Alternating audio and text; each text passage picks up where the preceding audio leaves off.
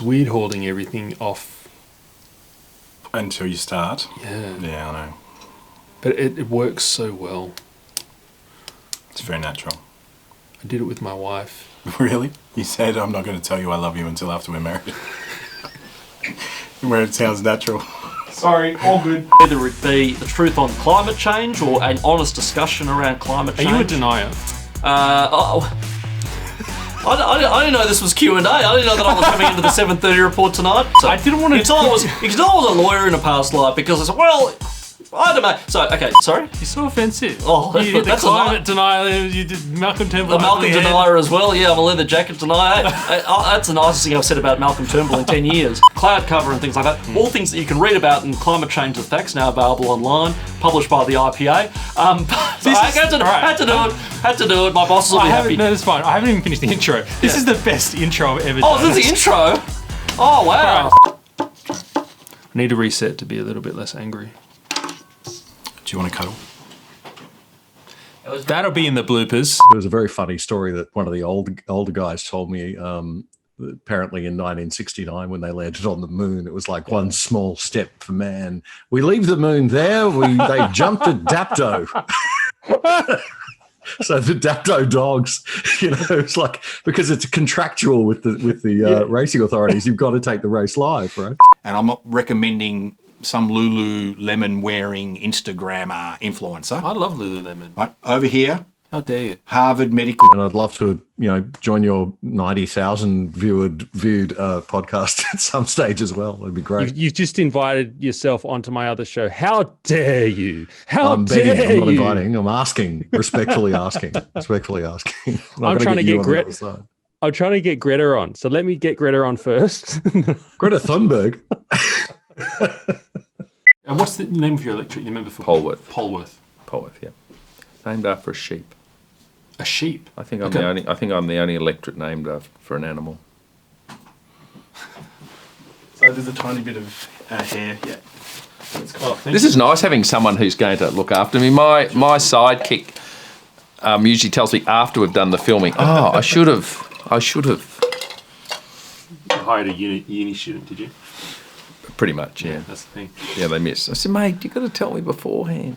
We're here with the member for Polwarth, which is... Where am I looking there? Or No, don't worry about the camera. It's just me. We can ignore them. I'll only look at this one here for about 30 seconds to tell them who you are. Okay. So Richard Riordan is my guest today. Sorry, Richard Riordan. This intro is going very well. Richard Riordan is our guest today, member for Polwarth, which is Colac, a town east of Melbourne, out in the country. West.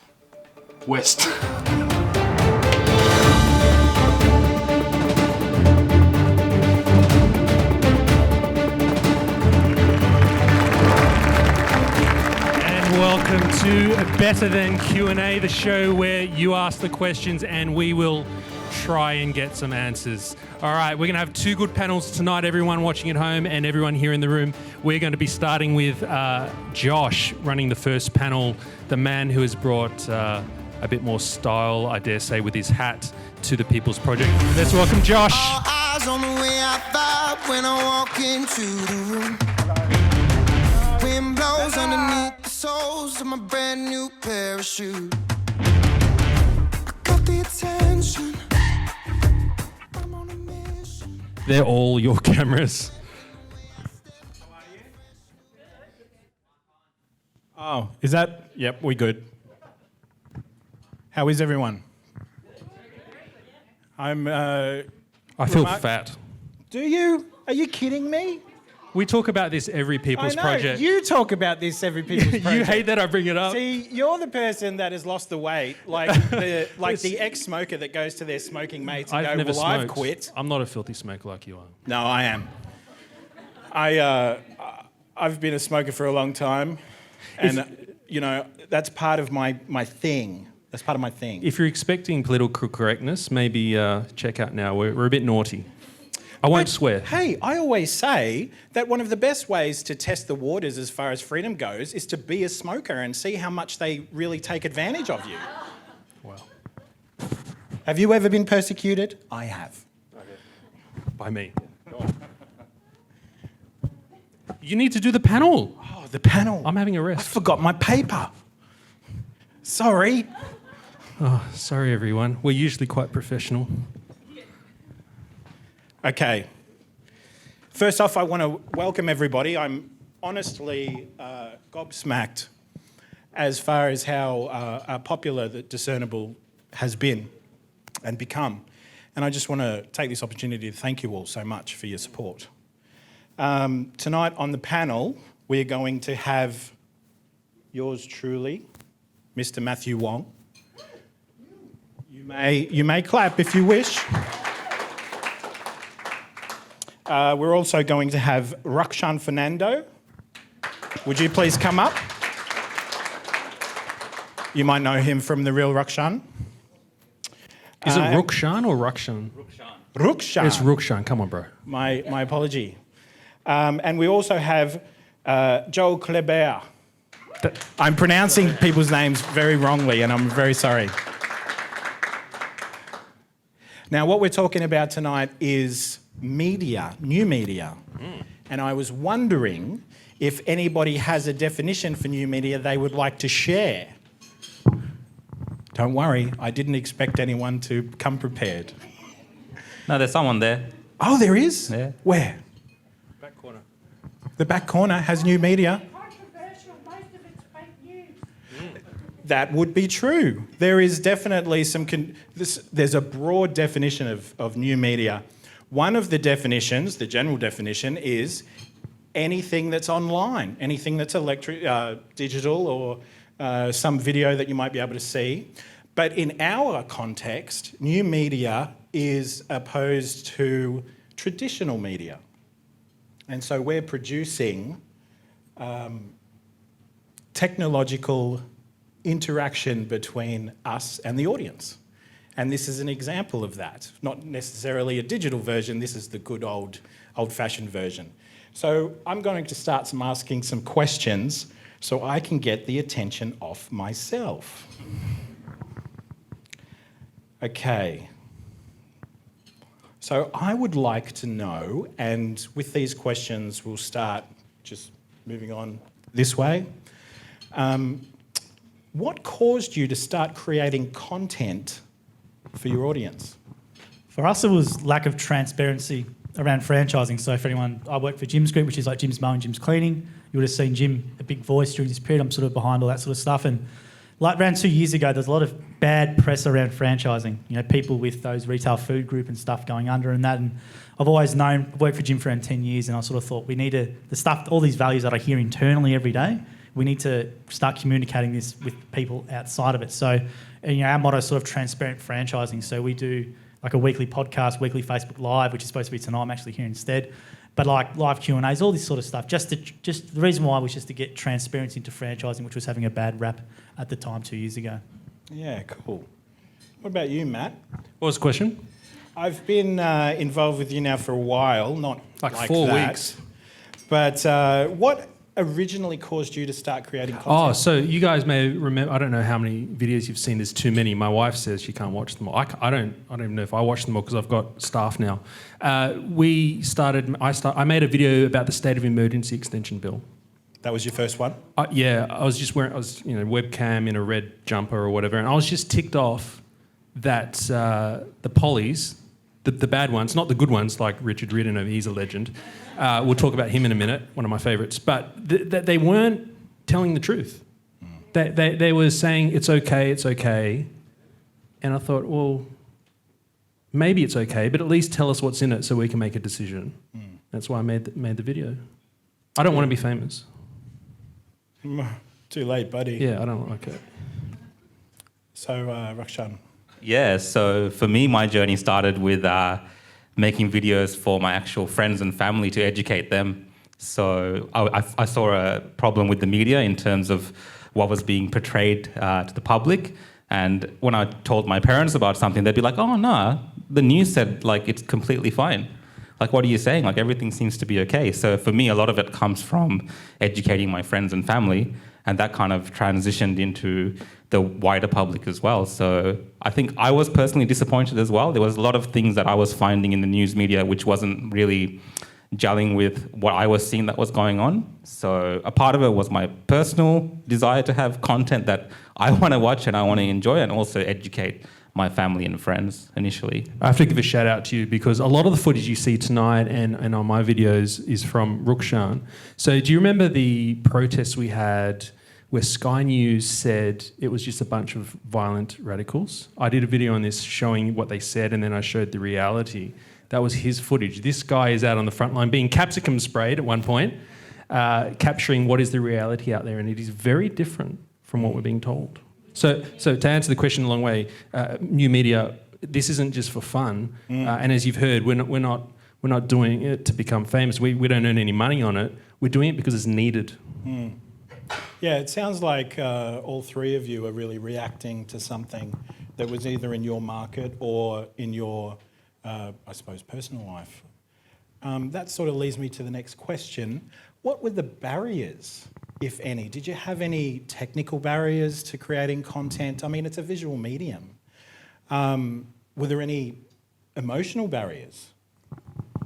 We had a few. So with our organisation, we have around 4,100 franchisees and a lot of other interested stakeholders, and they've all got opinions. But we just started with a webcam in front of the computer. Our first, what we call Ask Jim, which was like a Facebook live stream. We just started with my webcam, sat in front of the computer, and away it went. Got a good reaction. We started with my mobile phone, and then as it sort of got validated by our audience, saying, "Oh, this is great, fantastic, love seeing another side of Jim," and all this sort of stuff. There's a bit of mystique around him. We then had the funds to then build an internal media team. So now we have 2 videographers. We have what we call franchisors who run our regions, who sell the franchises. And if anyone's watched our stuff ever, you'll see that Jim's very transparent. So he says the good and the bad about our franchise, where our stakeholders who always want to be good stuff that you put out. So that's probably been the only real difficulty we've had, is trying to, balance authenticity with actually, putting out let's say the corporate image sometimes. That's probably been our only real barrier. But other than that, we haven't had too many to it. Cool. You're doing a great job. I'm addicted. I've said it publicly. I'm addicted to your stuff. I have no desire to build a fence, but by golly, I'll watch a man build a fence. Well, you watch a guy for an hour do a fence and ins and outs. It's fantastic. Yeah. Yeah, that's the most profitable franchise at Jim's, but I can't build a fence. You quit. Hang on, let's just pause there for a second. Sure. So I know of Jim's mowing and I know of Jim's handyman, but there's much more, isn't there? Yeah, we've got around 50 divisions. You probably have we've actually got our own Monopoly game as well, but we've got more than 10 divisions who have 100 franchisees or more, what we call, like, say, power divisions. Yeah. We have around 50 different divisions, anywhere from Jim's conveyancing, real estate to building inspections, all these sort of things. That's massive. It is. There's a lot of what you call brand stretch. Yep. So some people say we've stretched the brand too far. Yeah. But, in the way at Jim's, it's sort of like an angel investing type of thing. You might bet on 10 people and one really succeeds and does well, and the other 9 might just sit there and maybe not do as well, but you try and get that home run one every now and again. Is there any crossover to the traditional franchises like McDonald's and Hungry Jack's and those sorts of things? Crossovers in terms of, sorry? As far as like they have like a place of business, an address, whereas this is more mobile. Oh, yeah, no, good point. So yeah, we do have our guys. Our mobile services come to you. Yeah, we're not a retail-based operation. However, Jim bought an old Swinburne University campus, so we actually have a 130 room, lecture theatres, all that sort of stuff for the Jim's HQ, sort of like that. But ours are all mobile. We don't do retail stuff. Cool. Yeah. So the content is essentially about problems that your franchisees or potential encouraging new franchisees. Yeah. Have you watched Cops?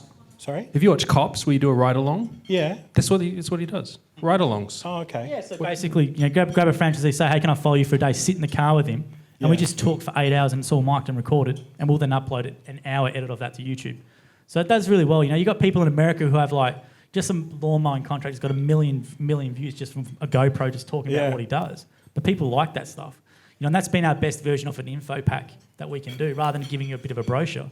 Just watch an hour unfiltered thing where the guy says the good, the bad, the ugly about it. And that's how we sell by not selling. We just film the day and put it out there. That is an amazing model. I think that's fantastic. You've actually sold me. I have no plans to mow a lawn in the future, but I want to watch this.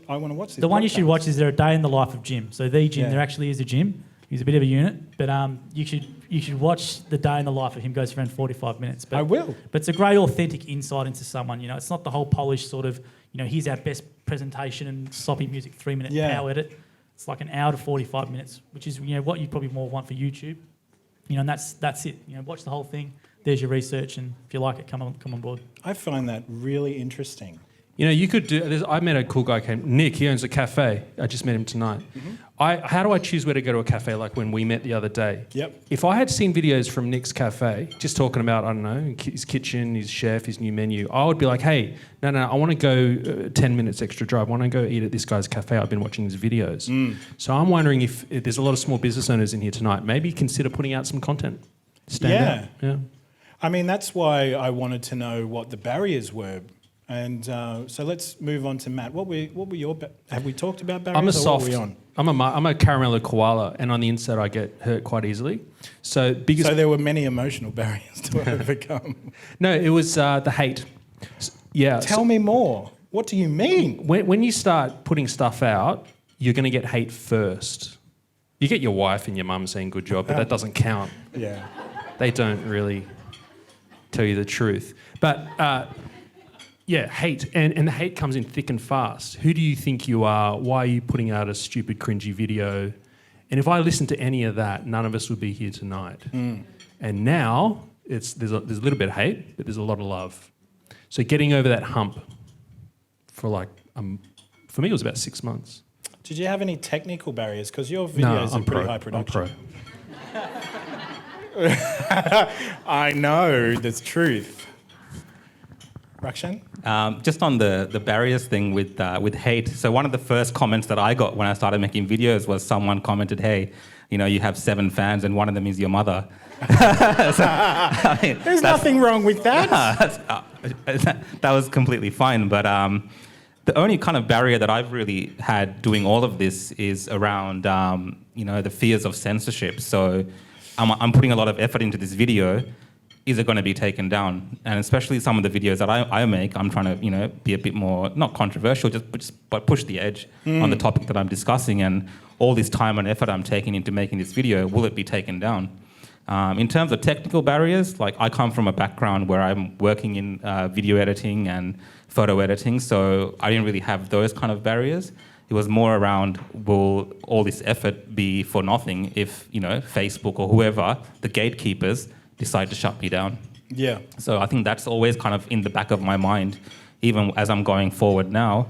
Is all this going to be for nothing in that sense, in the traditional, where social media sense, is it going to be taken down? So just to, I suppose, clarify, if I may, your background, where you got your skills, was wedding videography and photography. That's right? Yeah, that's right. So normally I'm working with brides and grooms, so that actually prepares you to work with Victoria Police because you can deal with the bridezillas and all the kind of family drama and all this kind of stuff. So, and when I'm watching all the stuff that's transpiring in Victoria, I can kind of feel like, oh, that's almost like a wedding, Daniel Andrews is having drama with Jenny Makakos or whatever it is, you can tell that story. Yeah, so you find the story in the chaos, just like at the wedding. That's right. Cool. All right, so there's a guy called Henry Jenkins, I'm sorry, and he's a media scholar. And he says that we're living in a participatory culture. So I think some of you have already sort of part answered this question. But how do you interact with your audience, and how does their feedback influence your content? I don't know if I said it publicly, everyone, that I got, not banned, I got blacklisted by Facebook for commenting on your post too much. Really? Yeah. So, some people make content to puff up their own following. I do it to help, right? So I'm interested in seeing what you post. I go in, even if I don't comment, I've read it. I just can't react to everything. And Facebook locked me out and said, your activity on Facebook, you've reacted, liked and commented on too many posts, and you can no longer like, comment, react on posts. Then they lifted that, but I still can't see if you shared, I can't see when you share my posts to this day. Why do you think that? Do you think that's part of the anti-disinformation No, thing? don't be a conspiracy theorist. No, what I think has happened is the great statistical majority don't try and participate like I'm trying to participate. And the fact that I did, the algorithm thought this is a bot type reaction. Oh, okay, but it's me there at 1 a.m. when my family's asleep, making sure that all of you feel loved. Like, I appreciate you on the page. That's so, yeah. I don't know what the point of that all was. So, no, I get it. So, in other words, what you're saying is rather than giving out your home phone number, you'd like to interact with your audience online. I don't think it's fair that we see it as a one-way thing. I put out stuff and you like it. That's not what it's... Yeah. And this is what's known as Internet 2.0 for the people in the biz. That means a two-way communication, not just a one-way. So new media on the Internet 2.0 means interacting with your audience. Do you know who I learned it from? Gary Vaynerchuk. So Gary, a few people know Gary, right? He'll respond to you. He'll only respond to the first 200 comments of the 3,000, but wow, he responds to 200 comments. It's about creating community, really, isn't it? And I think, sorry, Sean, I haven't given you a chance to speak. Go for it. No, so for me, a lot of the content I actually create is inspired from the community. So I'm on a lot of the Facebook groups or community groups, and there's actually a lot of creative people out there who have these ideas, but they just don't have the skill set to put it together. Yep. So they're putting these like funny memes up or whatever it is, and I'm taking that and using my skill set to kind of create something a bit more that gets distributed more widely, you know. So a lot of the community engagement that I have is actually, you know, really helps me create my content, and a lot of people actually reach out to me privately and they're like, oh, hey, I got this really great idea. There's this really funny video. Can you put Daniel Andrews' head on it? You know, that's kind of the interaction that I have with my audience, which is great because I think people really want to express themselves, and for them having outlets like myself and you guys, that really encourages them to kind of reach out to us, because for traditional media, they can't reach out and say, hey, can you cover this story? Can you do this? But with us, they can reach out to us and be like, hey, this is idea. And, you know, we're more approachable, I guess is what I'm trying to say. We've been doing a weekly live stream probably for the last 2 years. So every Wednesday night, I'm supposed to be there, but I'm somewhere else. But every Wednesday night, so we don't run 100 off these. But our customers, our franchisees, prospective franchisees actually make suggestions about changing the contract or changing the system or whatever. And then Jim goes, mark it down, and then next week the change is done. Wow. So they interact, and then there's actually maybe a change in the contract or a change in our survey system or whatever it is. We write it down and we get it changed, and they come back again. And that's how we keep them always coming back in. It's always interactive. So, yeah, that's impressive. That's really impressive. So it sounds like the feedback loop's pretty tight. That's really good to know. That's why you're here, right? I assume that we appear different to you guys from most social people, just spewing information. Yeah, everyone's nodding their heads. It's working. We're the everyday guys in news media. So what has surprised you about your content or the response to your content since you've started? Has there been anything that's emerged as the biggest challenge, or, you know, what's the takeaway that's the biggest surprise? We've probably been too honest with our stuff because we put out so much material, like there's hours and hours and hours. It's very hard to be on point, especially in live video. It's very hard to, for an hour, say everything that's on point or on brand or not revealing too much. So that's probably been our problem, has been too much transparency. But we think overarching based on our statistics this year, plus with all the traditional media Jim's done, it's been worked wonders for us. Our stats would say our authenticity and transparency about what we do has worked in our favour. So, yeah. But at the start, it probably, you know, you'd have people saying, oh, don't say this, or get him not to say this, or don't do this, or don't do this. But it's actually worked in our favour. Everyone knows exactly what we are and who they are now. And brands moving forward with search engines, Google is going to want brands. You know, so all this stuff we're putting in now will help future-proof us for the next 5 to 10 years, because we've got so much about our brand, our videos and our stories into the search engine on the various platforms. Cool. Any surprises? Surprises. What's the biggest surprises since you've started? And you've already really talked about what emerged as the biggest problem, but definitely I want to hear from you about what's been the biggest surprise you've had since starting the podcast or the vodcast. I'm surprised I'm needed. Come at on. All. No, I am. We all need you. No. I'm a good guy and all that. Great, good husband, fine, good dad. But why have I got a disproportionate voice now? That boggles my mind. Are we that vacuumed? Is no one talking sense? Surely I'm not the only one. Why? I don't get it. Are you asking me a question now? I'm asking everyone. I don't understand. That boggle, you said what's most confusing or what's the most What's the most surprising? surprising, Yeah, that I'm Yeah. needed. I wish I wasn't. I Okay. think I'll succeed when I'm no longer need to put out a state of emergency explainer bill. Yeah. Okay. What about you, Rakshan? I don't really have an answer. That's to be okay. honest, yeah. You don't have to have an answer. You can Been just sit surprised there yet. for the I haven't rest been of- surprised yet. You can just sit Hopefully there I'll for get the rest surprised of the soon. time if you want to and not say anything. It's quite okay. It's quite okay. Have you thought, and this might be more applicable to you guys, but you know, I don't know your business model, so definitely come in and talk to me about it.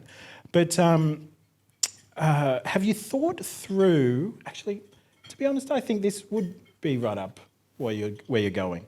Have you thought about any legal implications to the content that you do? And have you thought about the standards and the ethics that go into the content creating? Are you looking at me now? Look, we work together quite closely for the People's Project. And yes, I am very concerned and conscious that if we say the words Great Reset or Agenda 21 or vaccinations, bang, virality. And I'm not going for virality. So we will say it when we need to say it.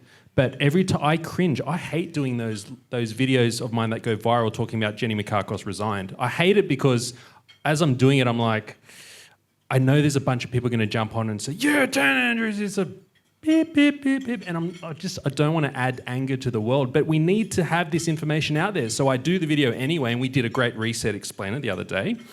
But yeah, that really concerns me. I haven't figured it out yet. I mean, how do you get the information out without inflaming everyone? I don't know. I'm just asking the questions. Well, what do you think, Deborah? Do I need to be a bit more political or less? Do I need to go harder and slam Dan Andrews or less? Yes, ma'am. Or no? Which? What?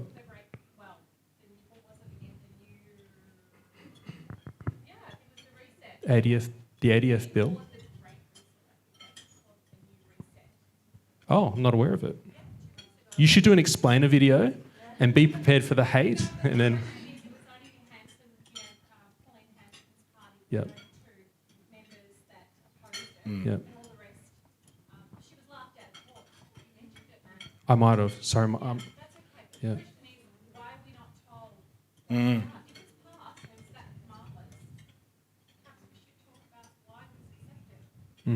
Yeah, I agree. I think part of why we exist is because there's a desire for conversation. But hang on, why aren't you, for example, you know, we've got in the next panel a legend over here, Richard Riordan, he's an MP. He does a great job, and Bev MacArthur does a great job as well, also a Liberal MP. They do a great job at exposing what we expose. But are we more trusted than MPs? Like, why the Liberal Party are doing a good job. Why don't we just go on their pages? Matthew, you're taking over again. Now, does anybody have anything to comment on what Matthew was asked?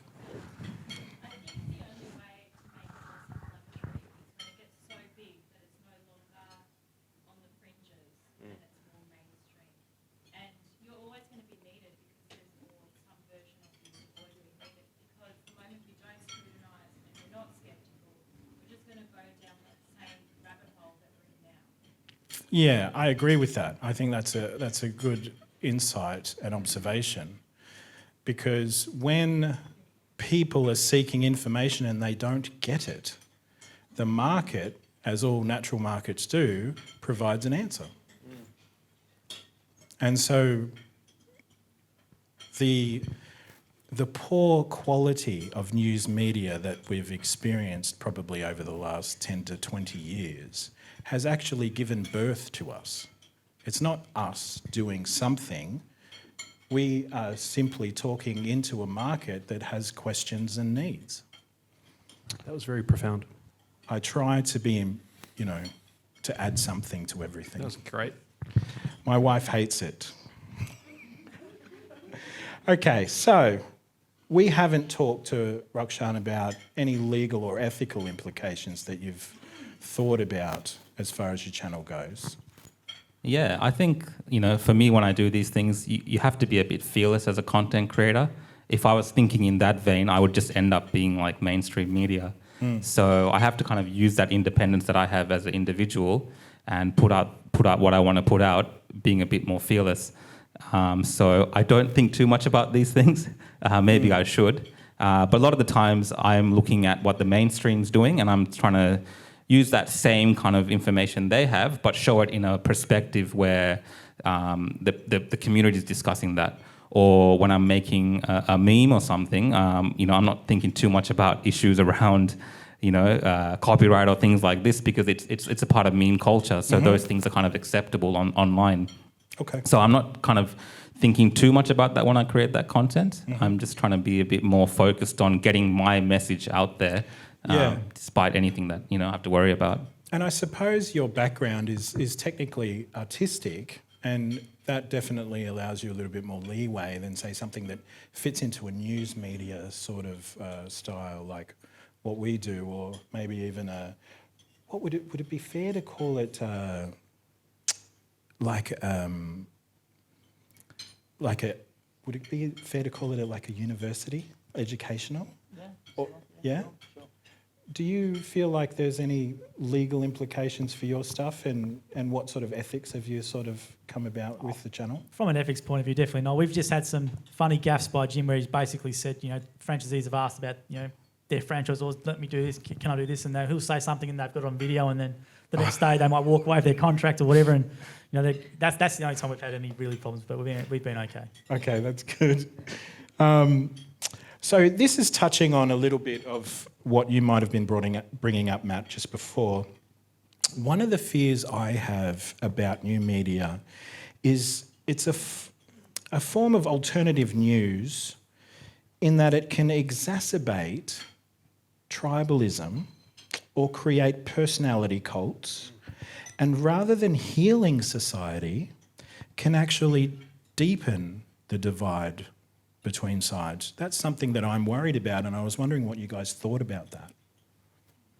Yeah, that's interesting. If you think of like Milo Yiannopoulos and these sort of people who bring that reaction from the right wing, because mainstream media is so left, like The Project and so on. But then you just end up with a divide. Is it possible to walk the middle of the road, which I'm trying to do? And that's why I'm so interested in asking everyone their opinion, because I don't know that what I'm doing is going to flame out if people actually...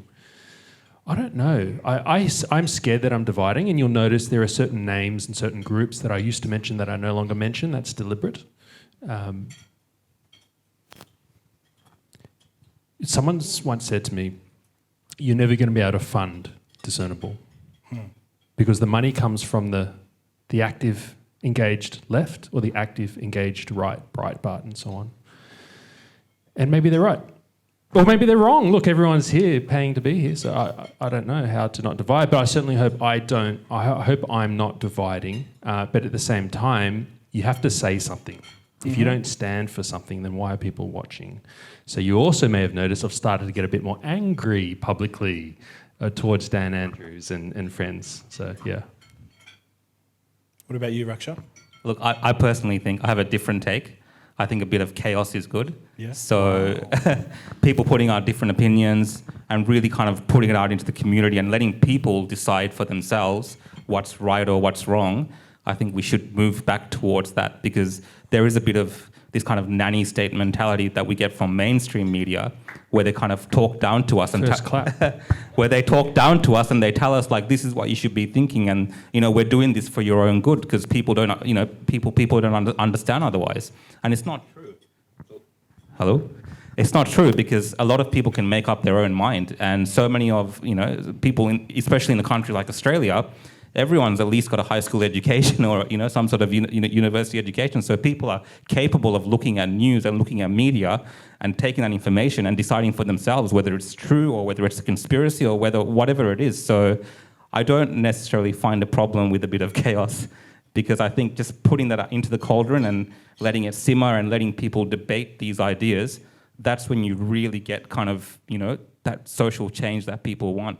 But don't we then descend into like Fox News versus CNN? there's a bit of that, but I think when you have community engagement and you have independent media being engaged, it changes it up a little bit more. So, is it working now? So look, it is a bit of that like tribalism, like you guys were saying, but when you have the voice of the people allowed in discussion as well, when you don't censor people online and when you let people online join the debate, people can decide for themselves what's true or what's not. So we need to kind of let that play out as well. See, I think your opinion is more mainstream than mine. I think that's why your page is growing faster than mine. Possibly. I think there's more supporters out there for you. Possibly. No comment. Serious, yeah. Do you have anything to add, even if it's Everyone about what inside these me guys are would- doing? What they're doing is, I think it's great. I think with, if I can add any bit of value is obviously, dealing with Channel 7 and seeing how they put stories and stuff together a lot was someone's making a decision on what to show you, right? Some person, a producer or the reporter, whoever it is, they might film you for an hour and then they give you the 5-second grab because that's the narrative they want to form, and they have the channels and then push it out to everyone. So that person's got biases, they can push agendas, all that sort of stuff. So that's what you've always got to remember, that piece of content you're seeing. Some person who's just like you, has personal biases, has decided to put that together in whatever way, present that to you, and that's just the person's really a view, or the station's mandate, whatever it is. Yeah, that's a good point. What are the hopes for this space? Now, it doesn't have to be significantly limited to what you're personally doing, but the internet theoretically is endless. And so where do you see the hopes and the future going as far as content that can be made available? Watch this, right? If the government tomorrow announced that they're bringing out some new law, you can either listen to me, I'm quite small in terms of social media, right? And I'll tell you what it means. Or you can go on Channel 7, they'll tell you what it means. Which one would you trust more? Who would trust me more? That's ridiculous. Who would trust Channel 7 more? Be bro. Okay. This is where we're going. For Channel 7.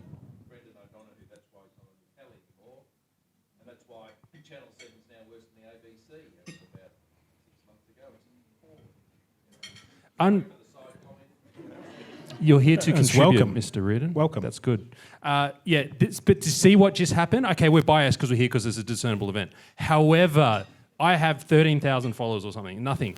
I think that's where we're going. I think people are going to find contextual, trusted brands. And that's why I keep telling you guys, make videos. Because I can learn to trust Nick's Cafe and buy into it on a new level. And I mean, again, this is all from, we're big fans of Gary Vaynerchuk, and this is all from his playbook. It's all going to brand. We're not going to be saying who's got the news. We're going to be saying, what does Matt from Discernibles say about the new mandatory vaccination bill? Because we trust Matt. We're not going to be saying, what does Channel 7 say? That's where we're going. There's a couple of things that worry me about that. And I'm not afraid of you. there's a couple of things that are really excite me about that too. But one of the things that really worries me is trust warranted? With me, no. But that's what I mean. I mean, this probably could lead into a question, and feel free to freeform and answer anything that I've talked about up here. But one of the things that I experienced going online and starting to put my thoughts that are usually quite private into the public space is something known as the imposter syndrome. Now, some people might know what I'm seeing, some nodding heads. So I felt there's always someone more smarter in the room, and they'll see what I'm doing and know that I'm a fake and I don't really know what I'm doing. So when people say to me, I got recognised for the first time the other day in public. Wow. It wasn't an unpleasant situation. I also wouldn't consider it a pleasant one. It was very much a surprise. But I felt it was so bizarre. Why would they be interested and recognise me, other than the fact that I've put myself on what is essentially what I call, because I'm a bit older than everybody else, television. And I thought about, for quite a while, why? What is it that I can be that warrants the trust? Can I don't mean to take over again, but I want to ask you a question because it's interesting. The thing you struggle with imposter syndrome is also your strength. So you're a smart dude, right? I don't you're deal not gonna well admit it. with praise. Okay, well, you're a smart dude, right? And you struggled with, there's someone in the room smarter than me? And I'm wondering if we all have imposter syndrome on some level. I'm wondering if it's usually on our strengths. Because I have no imposter syndrome right now. I'm confident here now, not because I think I'm good, because I keep on saying I'm a nobody. That gives me a lot of confidence. It's not a thing for me. I get what you're saying. Yeah. Yep. Notice how I've leant back and I've done the 80s pose. And I grew up in the 80s, like many of us here, or some of us here at least. And there was a different outlook in the 80s. It was present strength. Whereas I think now it is your strength is your humility. And I think that's important to recognise. And I think politically they could learn a lot if they would think about that and entertain that. But Rakshan, I mean, what you're doing kind of came out of emotion, would that be fair to say? Yeah, definitely. I was a small business owner, so the wedding industry got hit hard.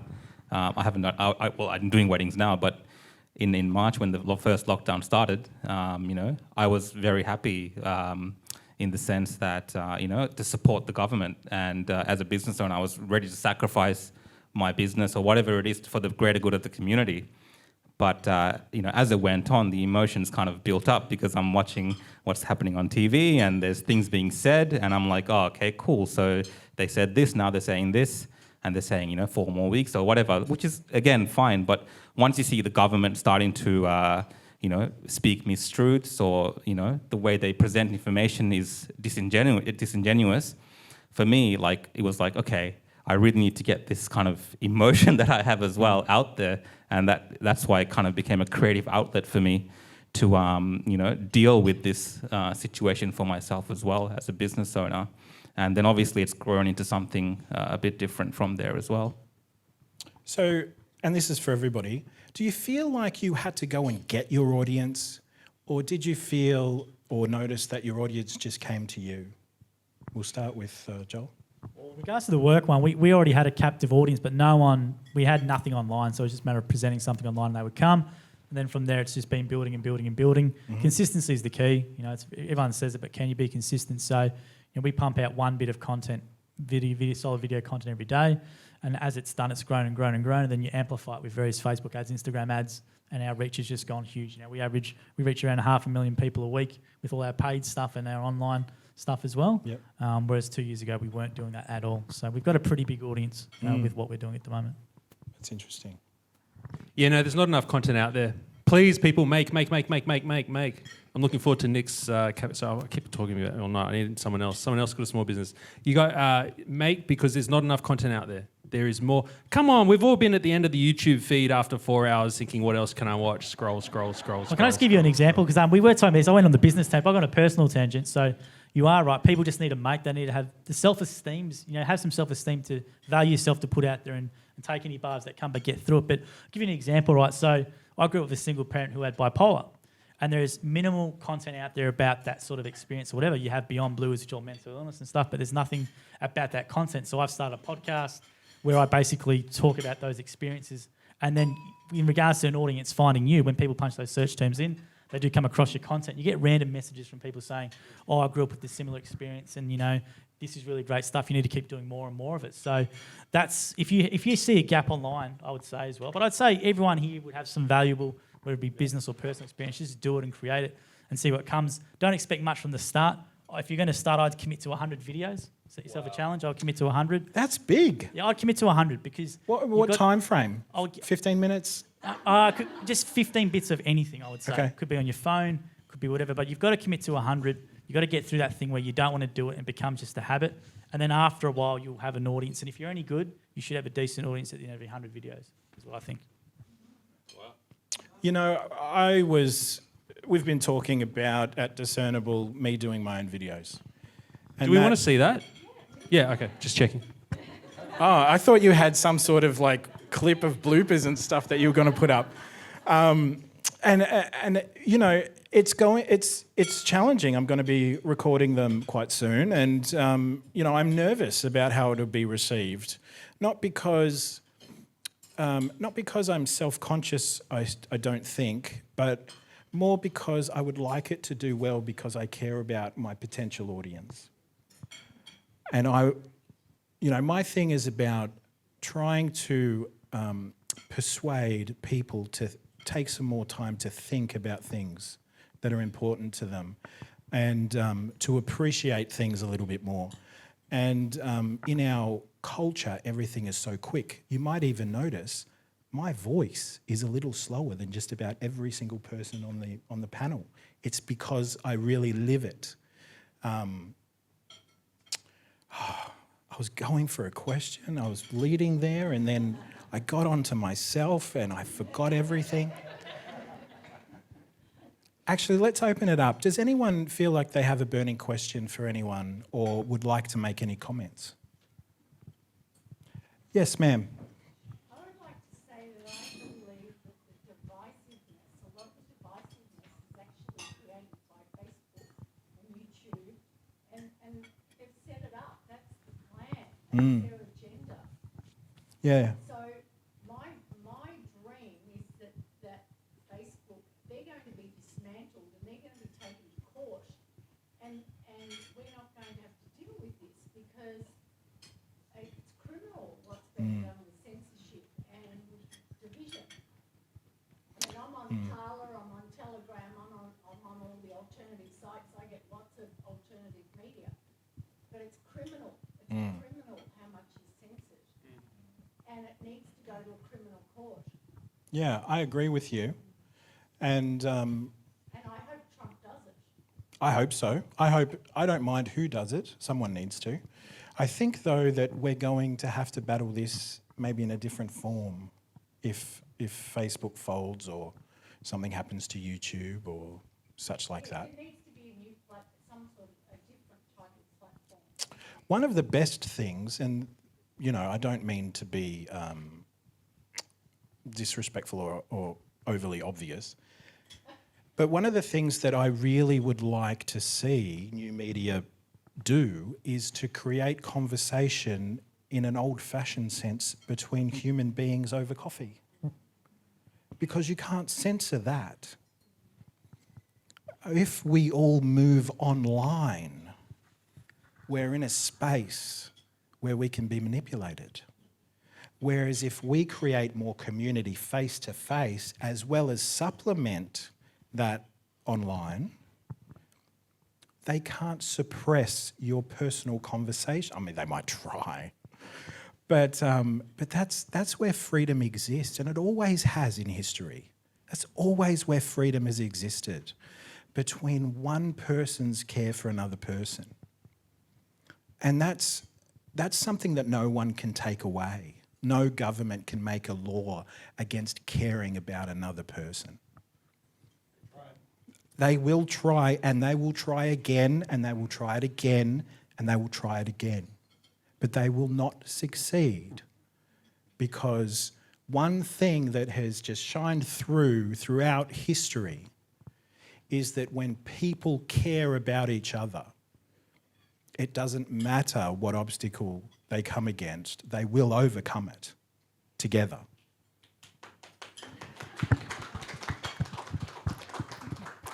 As I said before, I'm uncomfortable with praise.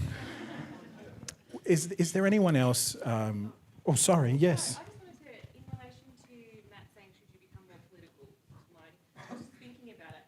And I think that there's a lot of people who are quite political on both sides, which is great. But I think the reason why so many thousands of people watch your show is because you do get angry occasionally, but that's because it's really significant. But because you aren't as political and you do try and present the facts and all that sort of thing, then if people want to go searching further into, say, some topic and go more into it, they can then go and do it. I have friends on all political spectrums who feel like they're trying to be converted to one way or the other. And then those who want to say, go, oh, I'm really interested in, that topic, or I really want to learn more about that, or then they can go and find it. But it's rare to have a platform where it's just, here's the ideas, sometimes you give your opinion, which is fantastic, but here's the ideas, if you want to look further, this is who I researched from, and then that, it's a gentle way of doing it, and I think people really, really appreciate that, so I personally wouldn't get too political, because I think Thank you. the strength of the show is that it's not too extreme. Great. I could be myself then. Yes. All right, great. You always could. Was there anyone else who? Yeah. So, to what extent is society divided or divided along political lines? Or is perhaps there an element of every division is someone else's divide and conquer, and really the division is not the primary thing to be concerned with? You know who could answer this way better than any of us? We've got to welcome a legend who's just walked in the room, the Grozinator, Gideon Rosner from the IPA. Thank you for coming, sir. I'm going to ask you that question. Think of your answer. Yeah. Do we need more division or less? More. Oh. Let's roll the dice. Let's roll the dice. Let's roll the dice. Oh, sorry, I don't mean to be flippant. I don't have an answer to your question. Actually, I might offer something. I think to the degree that someone is kept in the dark, information-wise, is proportional to the degree that they become panicked. And when someone becomes panicked, they tend to make different decisions than if they were calm. Now, some people may resort to violence. Some people may resort to name-calling or, I don't know, selling their entire business and moving to Bermuda. But I think what's happening is fear creates division. And I think they know that. Now, I don't want to start any conspiracy theories, but it's not hard to know that building hope during a COVID lockdown is preferable to trying almost deliberately to scare people. Do you know how hard it is, though? So I'm up there doing wishy-washy, like, hey, hope, the Premier doesn't set the tone of Victoria, all this kind of stuff, because I'm trying to build hope. The left says, oh, you're a conspiracy theory nut job, right? The right says, you're not being hard enough on Dan Andrews, it's 5G. Yeah. So it's very difficult. It's hard being in the middle. Yeah. Because I think politics, you play the game according to the rules, like squash. I don't know if anyone's played squash before, but you're in a little room and there's two of you, and there's nowhere to go. It's like politics.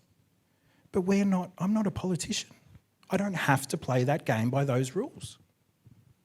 I play by my own rules. And I'm allowed to cheat by going up to someone and saying, hey, let's not talk about that troubling, stressful issue.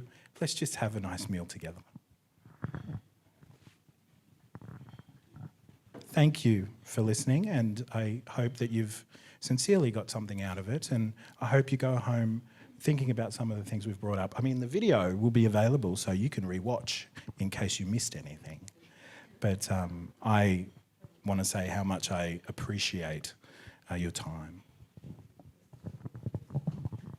Thank you, everyone. Well, do you know why they say that? Is because we have lived in the most free, stable, respectful rule of law in this country and in Europe and so on for the last couple of hundred years. That's why they say that. Yeah. Because it's been true for a couple of hundred years, mostly. Yeah. But that's not history. This is a fragile and temporary time.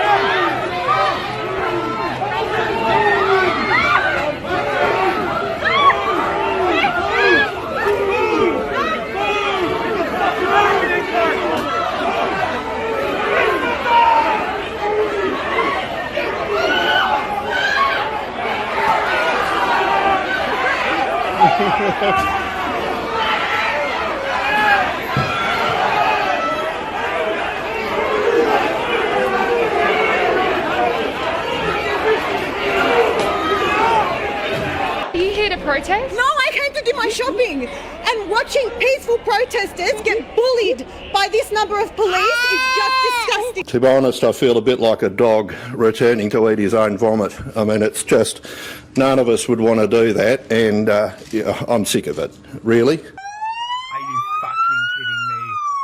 Are you fucking kidding me? You've got his head!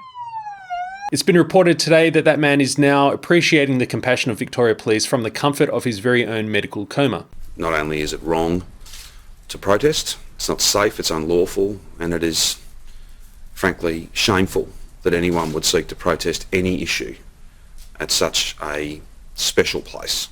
Well, so protesting is not unlawful. It's a human right. Here we go, here we go, here we go.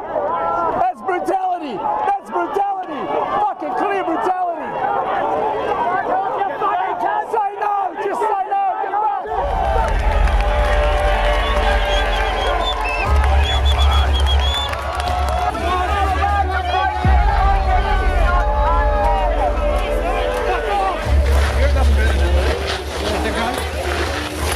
Not gonna make it up, guys.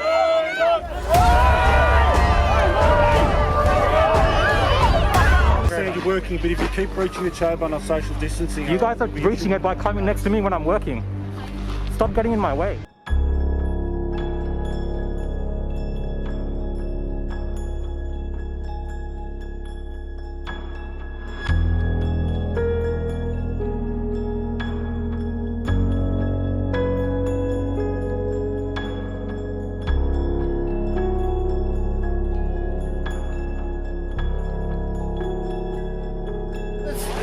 Dave, this is totally unlawful.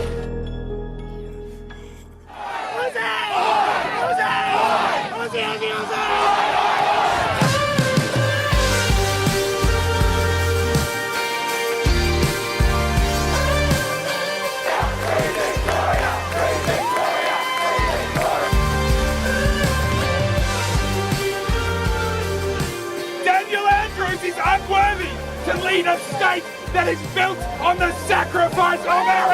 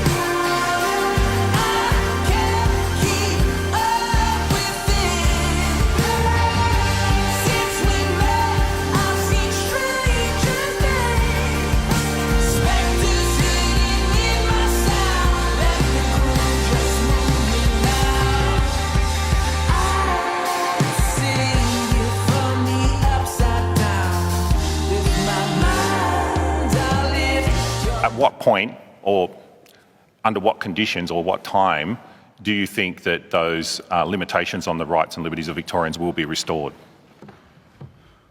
Mr. Limbrick, the short answer would be as soon as possible, and it's only if we stay safe that we can stay open, and those rules and restrictions still have a way to go.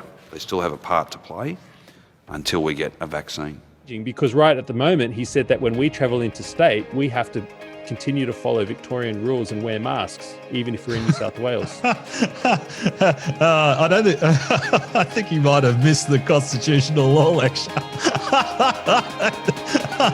Just by telling you and showing you the video on my Facebook page today that people are shopping, people are being normal, people are going to the beach, that's going to put courage back into our hearts. Whether or not you go and be civilly disobedient afterwards is not really that relevant. The point is, in your heart, we're starting to gain back our sense of agency. We're starting to become a person again, starting to take back our power, to say that stupid phrase.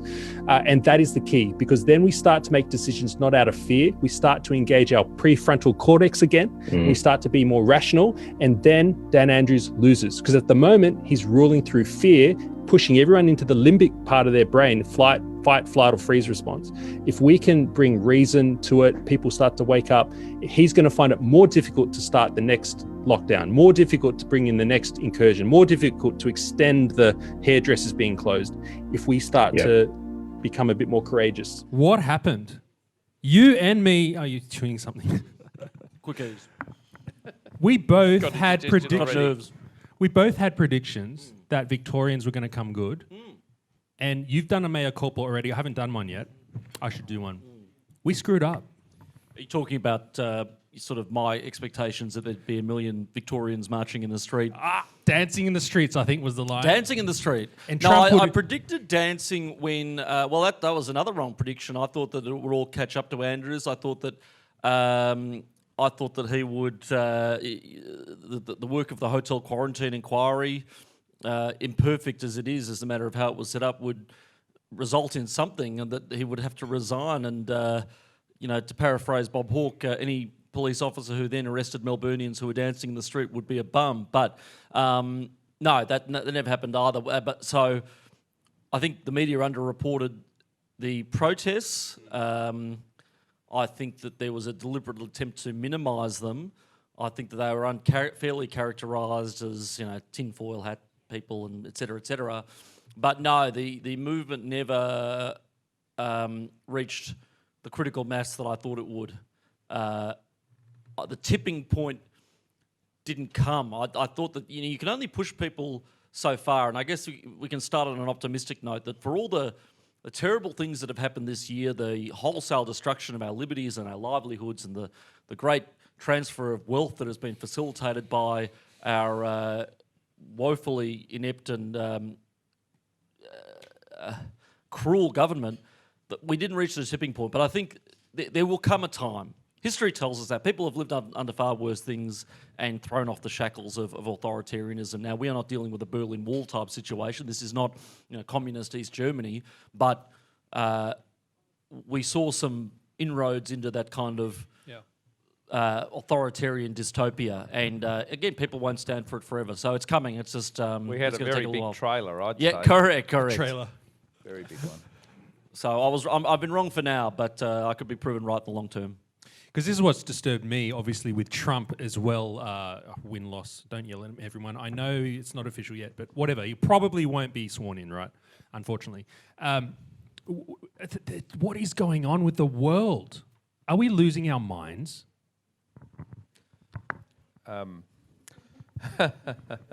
Well, there is something funny going on, and what it is, I don't know. I think you touched on some of the issues in the earlier discussion about how people get information and how they transport it and how they process it.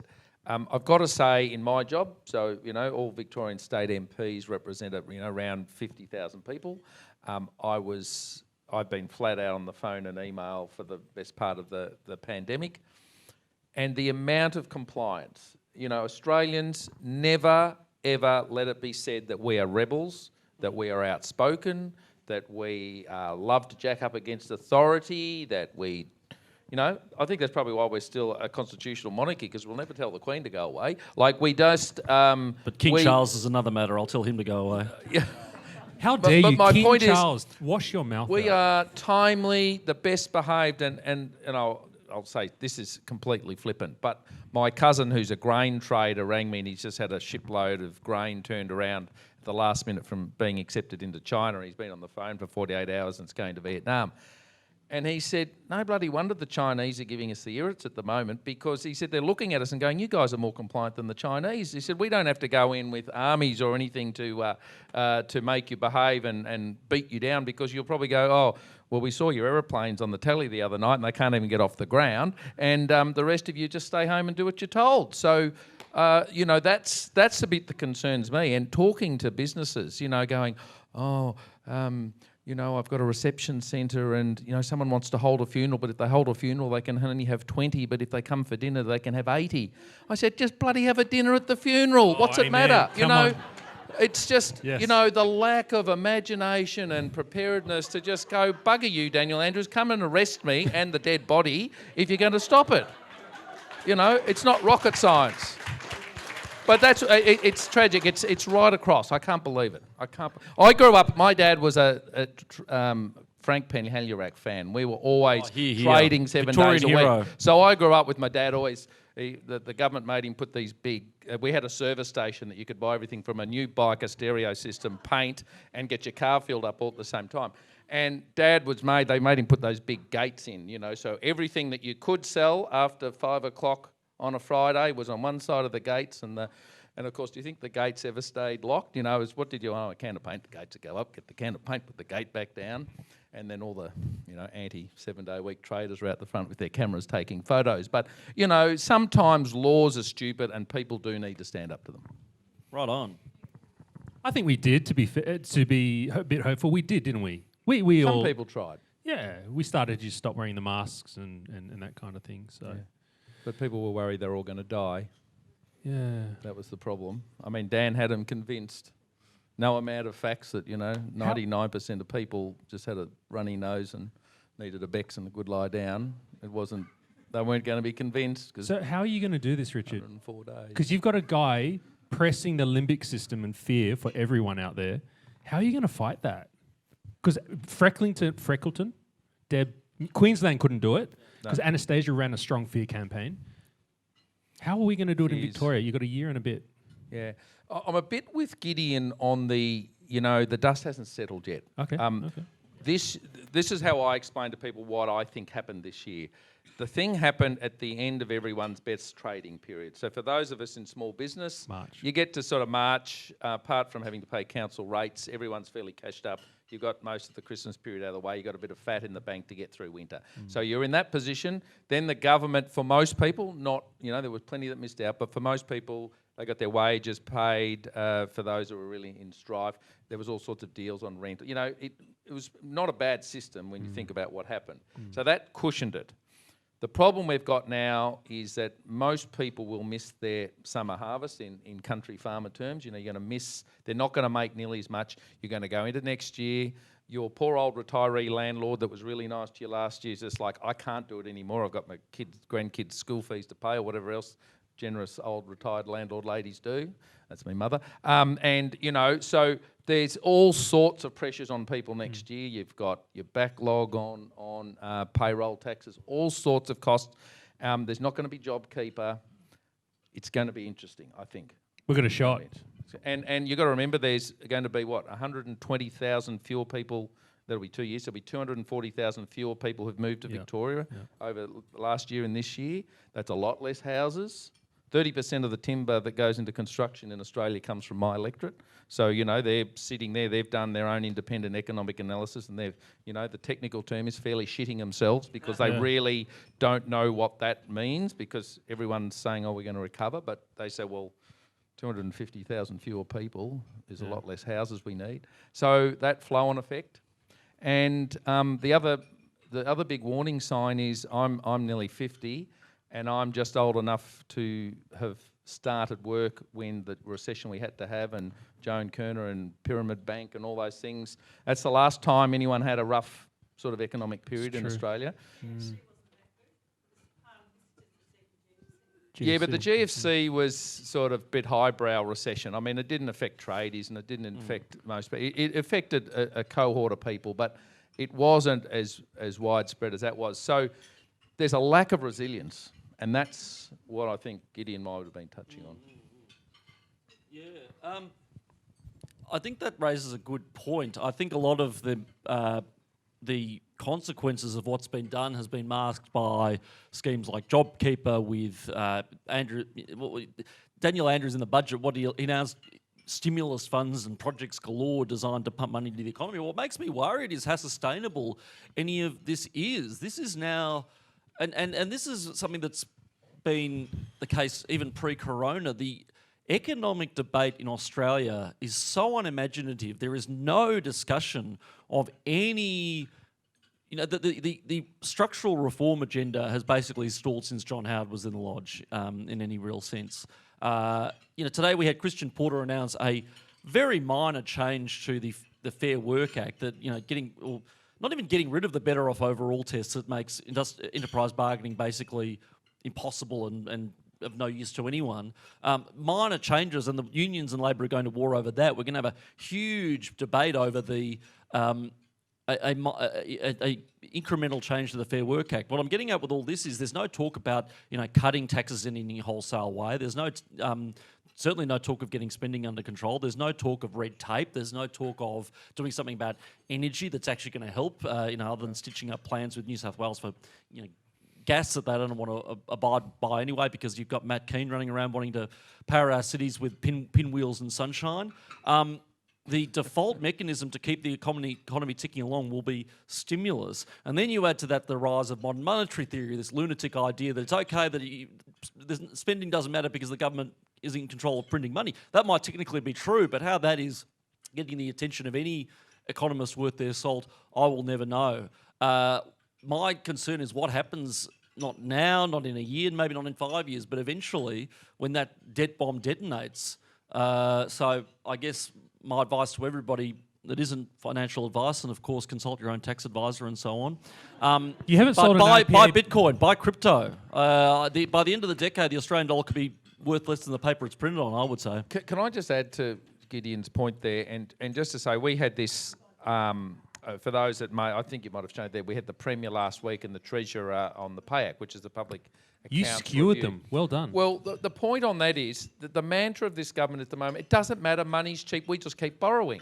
People have to, the message we have to get out to Victorians is the normal amount of credit card we have in Victoria is between 10 and 30 billion for the last little while, right? For most of our recent history. He's gone to 155 in 18 months. Like that's... Go out and track up. Now, anyone, it has to be possible to get through to people that you've had let's call it 30, you've had a $3,000 credit card and you've gone to a $155,000 credit card in 3 months with you've got the interest-free loan for 12 months, that's all you're guaranteed for, and then anything could happen. Correct. I mean, just in the questions we asked only a week ago was it was going to cost $4 billion a year in repayments. That's a hell of a lot of roads fixed up, a hell of a lot of hospital beds, a hell of a lot of schools done. Well, God forbid tax cuts. And then we said, what happens if the money. interest rates go up? Well, they've gone up in a week. They've gone up already. And he goes, it's only another $11 million a year. Only. Oh, well, that's great. Glad you've got everyone's $11 million, Mr. Treasurer. But then that's out for as far as you can see. And then he says, but we don't have a plan to pay it back. Mr. Reardon, you're just nitpicking now. You're nitpicking on how you're going to pay the money back. Well, it's got to have a plan. And his only honest answer was, not for the foreseeable future will there be a surplus or any capacity for the state to pay that back. So what that means is, when we were last even close to this much of a pickle, we had a heap of assets we could sell. So the other big lie that little Mr. Tubby from Werribee, Mr. Pallas says, he says, we've got a strong balance sheet. Our balance sheet is RS. That's why we've gone down 2 points. New South Wales only went down 1 point because they've still got stuff to sell.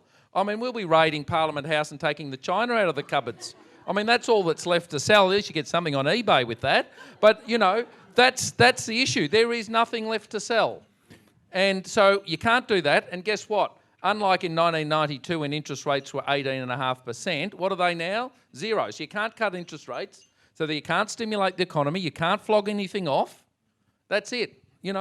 It's raise taxes or cut services. They're the only two options left in Victoria, and it drives me nuts. All these people going, isn't he wonderful? He saved us, we didn't die, and the money's so cheap we can just spend it. Like heavens above, you just want to get them and jam their head in a door. It's insane. It really is. Sorry. But it's frustrating because I have to put up with it. You lot don't. And I have to be nice. I have to be nice to the person that says, "Oh, he saved us. Richard, he saved us. I'm safe.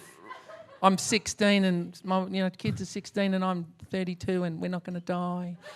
Richard, I'd love to see you door knocking in your electorate in Polwarth around election time. Well, I told you what I Orchids told sits the with their head reception jammed in the centre door. lady. Just put the coffin up the front, put flowers on it and eat around it. Anyway. Richard. All right. Sorry. Are you ready for this? Liberals would have done substantially the same thing. Possibly. Oh, he said possibly. See, this is the thing, right? We can sit back and point out how ridiculous the Andrews government has been. When people say that is an often said thing, I would just say, I would point to New South Wales. Gladys operated a very different approach. If you think, they never got to compulsory masks. They didn't have pizza delivery men looking after people in hotel quarantine. They did a whole bunch differently, and they've kept things going in a much calmer, better way. And I think, a bit like Gideon, we might have to wait to see whether that argument's right. But certainly they didn't lose as much skin on the credit rating. So others are now judging their economy to have done a better job. Bit like you were talking about before with social media, I always felt it was excessive hype about the whole thing, but one voice, and I have to agree, I was a bit of a lone voice on, it's just calm down, people, please, we can deal with this. So this is what I'm thinking about. When you guys get in 2022, we need you to repeal the state of emergency, all the shenanigans that Labor put in. But that's going to be a hard fight. Everyone's going to forget. No one will care or remember if we're in a recession and jobs are going south and services are being cut and we're running out of money and government can't pay for things. And which is I'm not hoping for that, but that's the scenario that will give us the best opportunity because the cult of Dan has not yet broken.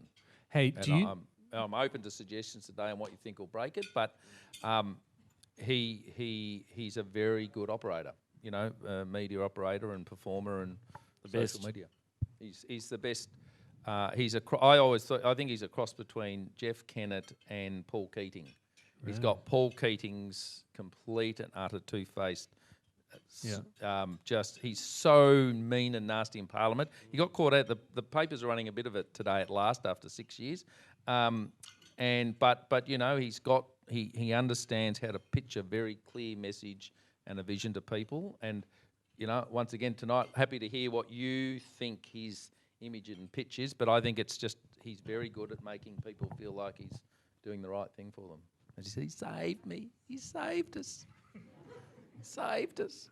Damn near killed us first, but he saved us. The arsonist putting out the fire. Yeah. I had a PR expert on, and he brought some hope because this is a technique. Look at me, I'm what you just did. That he thinks this is the leading PR expert across Southeast Asia, Damien Curry, former ABC journalist, if you remember. He reckons that this will fall apart when people start to see the true character of Dan, which is what we were just talking about over there. Yeah. You're trying to rattle him enough so we can see who he really is, and then the veneer falls. This whole game's up. But have you all noticed when he answers questions, and he's great, come back, you throw, the big debate for 2 weeks is about whether he cut funding to IBAC. And for 3 or 4 days in a row at question time, Michael O'Brien said, you cut the IBAC, it says in the budget, it's got little brackets around it, that means it's minus money. And he just said, no, I haven't done it. That's, Mr. O'Brien, I do not have to listen to what you have to say.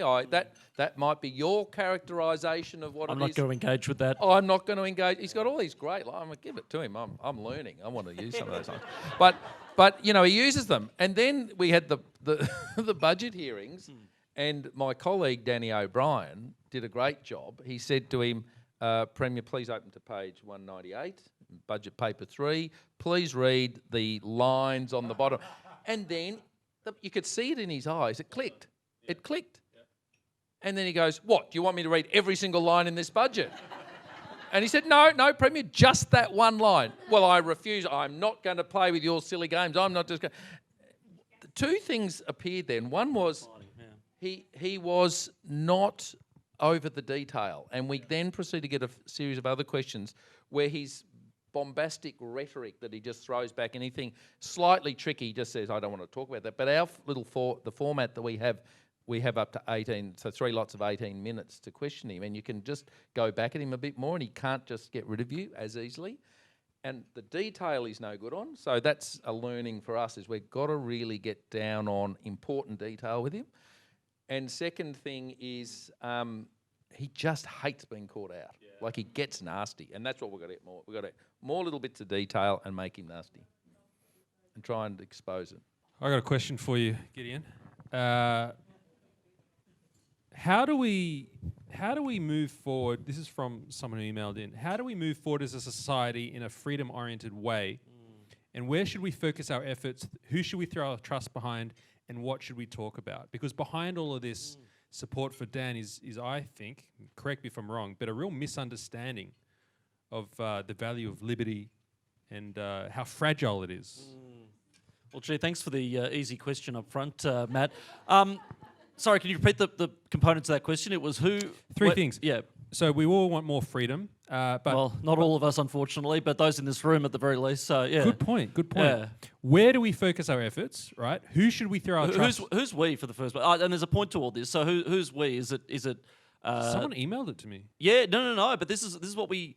okay, that's a good starting point with all of this, because I think, I'm optimistic at the end of this year. I really am. I think...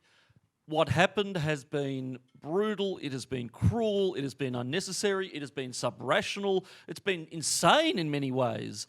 But again, I make the point, this will self-correct. Who are we? Well, I think at the end of this year, for one thing, there is a we, because the left. This is and Richard, you make a good point, because you said I'm learning a lot from Andrews. You can learn a lot if you really study the left, how they use language, how they use guilt tripping, how they flip questions, how they tell stories. When we respond with statistics, they'll say, "Oh, so and so is losing their job and having their rates cut," and we'll say, "Oh, no, but you see, the free market works." We lose people that way. So there is a we now. We have achieved what the left call class consciousness. There are baristas and bartenders galore in inner city Melbourne who would have probably voted for Dan Andrews, probably 80 to 20 at least, prior to this, because they liked his pride stuff, they liked his climate stuff, he hoisted a rainbow flag somewhere or some goddamn thing. It was all wonderful. Now they hate him because they know something that people like us have known for a very long time. A government big enough to give you everything you want is big enough to take away everything that you have. They know now that state government is not just a alternative, management team you vote for every 4 years to make sure that hospital waiting lists are low and you can get a place at a state school and so on. It is an important level of government that is capable of doing great things with the right leadership, but has the levers to do terrible things to you with the wrong leadership. So there are plenty more people who are watching content like yours, who are watching Sky News, who are joining the IPA, my organisation, who are engaging with the Victorian division of the Liberal Party, people who now realise a second great adage, which is if you don't take an interest in politics, politics take an interest in you. So that's the we. Started with word one of the question. Part 1 of 7. Where do we focus our... Wait, we haven't done an ad yet. Yeah. If you want climate change the facts, go to ipa.org.au. Yeah. You've got to do ads every 5 seconds. Correct, and ipa.org.au/join, support the cause of freedom. They haven't paid me for this. They've paid me nothing. You need to send me some Oh, money. we're not for profit, Matt. No. So the second thing was, so where should we focus our efforts was the first one, and then who should we throw our trust behind? I think maybe people are looking for champions. Yeah, they are looking for champions. Who are our champions? Well, obviously, people like Richard are doing a fantastic job, and congratulations on your appointment as well this week. What happened? Oh, I'm also responsible for scrutinising the government. Correct. In the Payak inquiry. No, just generally. Mr. O'Brien said, look, you haven't done a bad job last week. You obviously like to have a fight. So scrutiny of government means you can go freewheeling on anything that's not working. And I said, oh, that's all right. How's that fit? And he said, well, if you find the story first, you go for it. So that's what we'll... So And send, can I, richardreardon.com to send me your latest tip on what's not working. With facts, please. And can I say also, importantly, and you saw in the video as well, that was David Limbrick, but I mean, a lot of people say, what's the opposition doing and so on and everything else. I think there's a lot going on underneath the surface that people don't see because it's not covered by the media anywhere. Nobody cares. Everybody's more focused on, whether Santa can come to WA and all sorts of other kitschy stories. No, that's a real thing, by the way. Mark McGowan, somebody wrote, some kid wrote a letter saying, will Santa have to quarantine? He said, oh, no, well, let's let Sanders get through. Dan did that as well. I did it as well. But, I apologise. He's staying in a hotel in Mildura for the next 2 weeks. And look, I do apologise to any children in the room. I'm not a Santa denier. Santa is real, just like the medical evidence that Dan Andrews is basing his decisions on. So yeah, I'm sorry, Mr. Rosner. It's not for me to reveal that information from the experts. You shine the light in dark places. Scrutiny of government. No. So who are our champions? Well, I think we're our own champions. Again, organisations like this, people who are willing to so much as post something on Facebook and get yelled at by their friends. We cannot rely on a saviour here or an external group to come in and swoop and save the day. This has, again, all these left-wing, this has to be led by people. It has to be people powered, and we have to be able to say, okay, I might cop something from online trolls. I might be unpopular at the tea room at work, but speak our truth. What have we've got nothing to lose but our Netflix subscriptions here. We need to just go for it and roll the dice, as I said. And that feeds into what I said when you asked me, do we want more division or less? And I flippantly said more, but no. The people who preach civility in politics are always the least civil. The people who preach unity are the most divisive. We need to give it as good as we get it. I'm sorry. Game on. Well said. Can I just add to that just a quick?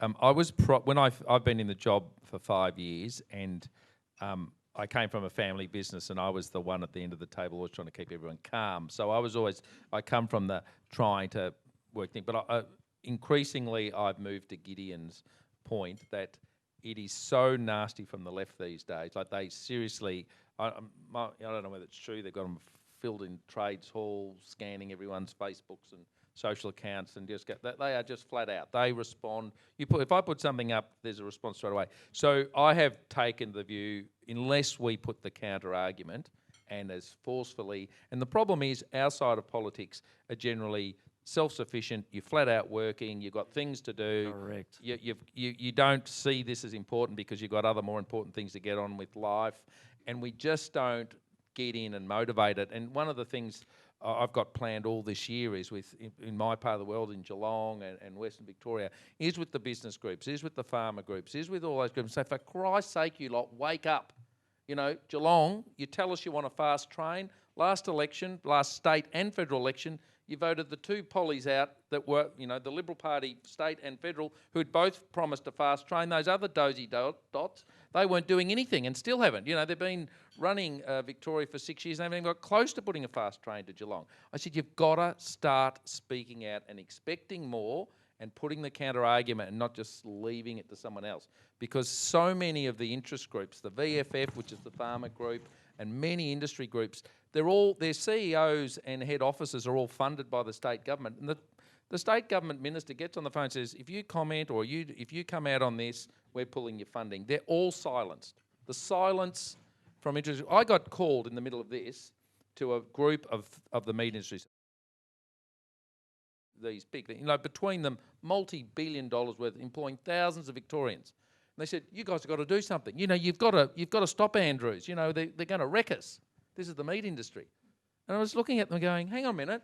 What are you telling me? We're going to stop you. We've got 31 of us, We can barely, we've only need a Tarago's all we've got, And I said, where's your money? Where's your influence? Where's your opinion? You get Sam Kekovich every Australia Day. Every single Australian knows about a lamb chop on Australia Day.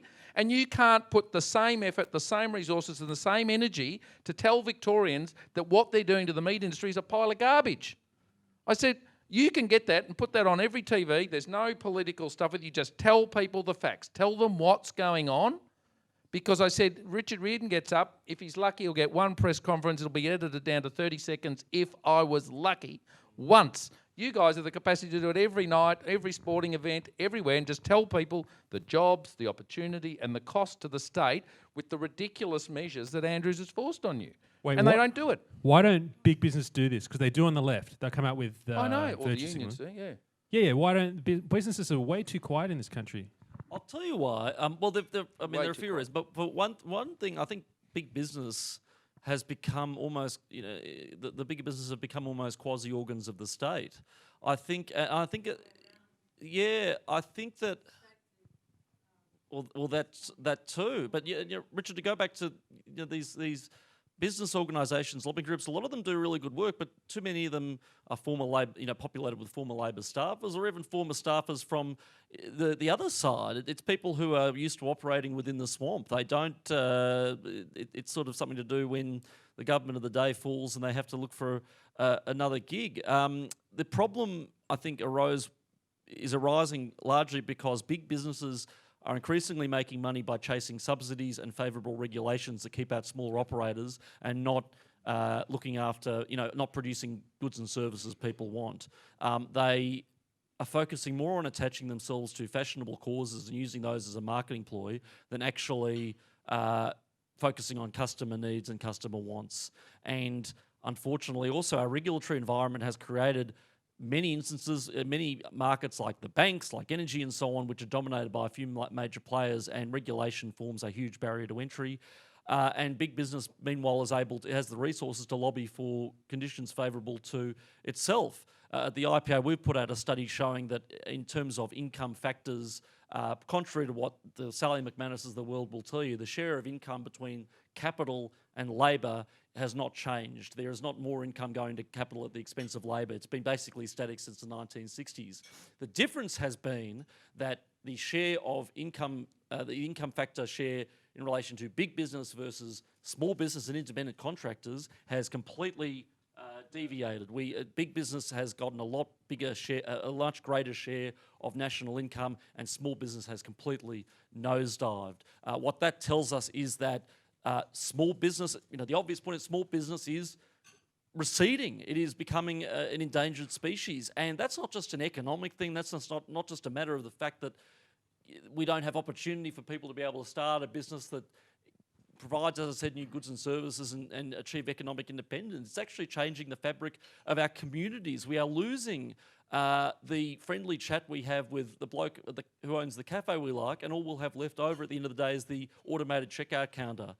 It's a really, really damaging thing, and it's destroying the Australian way of life. But we can't rely on big business to act against their own self-interest and break up this grotesque cartel. So who does, and how do we? Well, Michael O'Brien, from 2022 onwards. I'm not a fan of Michael, but sorry. To get into government, if in government, one of the single biggest things you could do to change that around, Gideon, and anyone here who's run a small to medium enterprise, I'm looking at Jim's, I don't know where they have the issue, but the capacity, we're in Victoria now, been pretty much a 20-year very strong Labor government. We had a little 4-year interval where we came in and buggerised around for a bit. But there's that, it's pretty much all the settings have been set for 20 years. And the single biggest thing we could do to change that is the contractual arrangements with government. Government contracts and large business contracts are so skewed against small business. There's, I'm just trying to think, I've gone blank on a really good example of one at the moment, which, it's sort of basically around training. That's right, it's the gender equity component of contracts for state government now, which means you basically have a 50-50 workforce. Well, if you're just a small regional contractor with 5 blokes on a lawnmower, right? The reality is you probably can't find 2.5 women who want to drive a lawnmower. They're probably flat out doing a million other things. It's not a problem. But that person will be denied getting, say, Vic Roads contract and things like that. Well, that's just collectively through the economy everywhere. And you look at all these big, not even really big work sites now. If you're only probably on a few $1 million industrial site now, unless you're a highly unionised electrician and plumber and all those other trades, you can't get on there. And that's one of the big things that has just driven people out of that space. They've gone into other things. But but it's made a huge difference to the fabric just in that area, and it flows right through the economy. Are you seeing the same thing across the whole nation? I think so, but particularly bad in Victoria.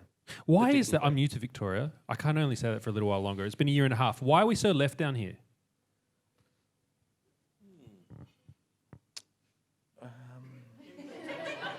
That says it all.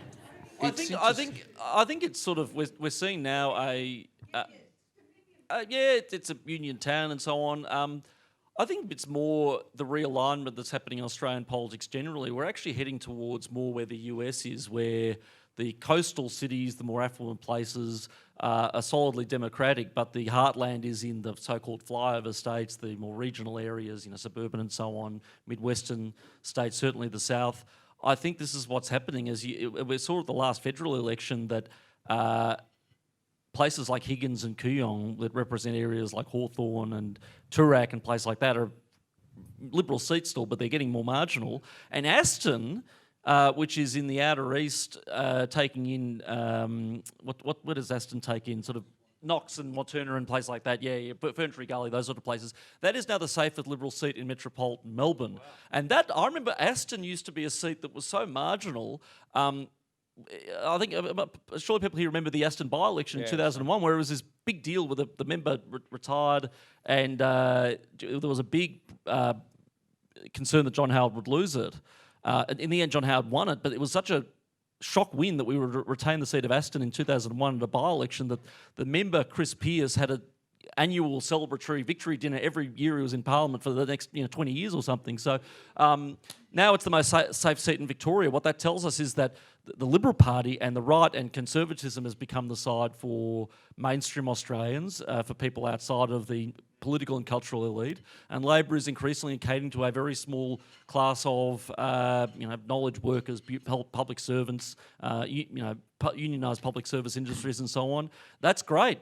I guess politically, what needs to happen is that vote needs to be consolidated, and that needs to be the Liberal Party. I say we because I'm a member of the party since I was about 16, but the Liberal Party can't keep doffing its hat to things like climate change and all sorts of other fashionable causes for the sake of 2 or 3 seats like Higgins and Kooyong. It needs to actually make a deliberate decision to. I love Josh, love Katie Allen. No, I might have had that conversation this week. Josh is not in danger anyway. He'll be carried out of Parliament in a pine box, I'm sure. But he works that electorate very, very hard, and he does a great job. But you can't let decisions over policy be made by a few doctors' wives anymore. There has to be a conscious decision saying, no, we're not going to walk both sides of the street. We will look after jobs, we will look after sovereignty, we will look after the Australian way of life, we will look after the institutions and values that have made this country great,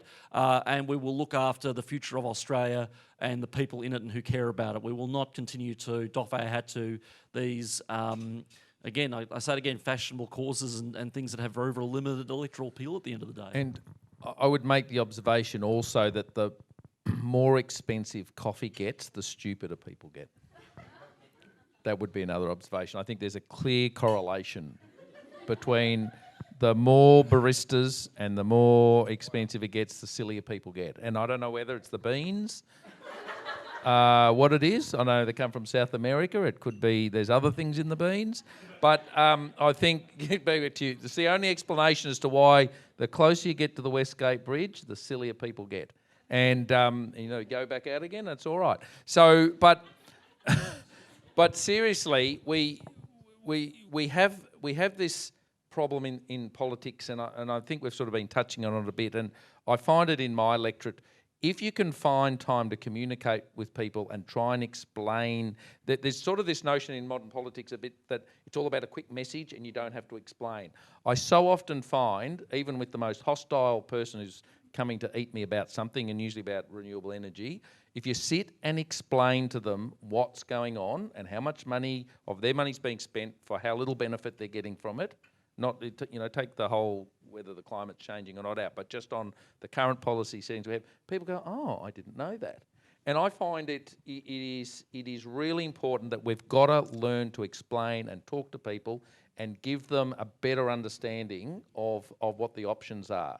And you can say, well, this is, You know, at the moment, been bombarded again in the last 48 hours from everybody saying banning gas, you know, stop gas exploration.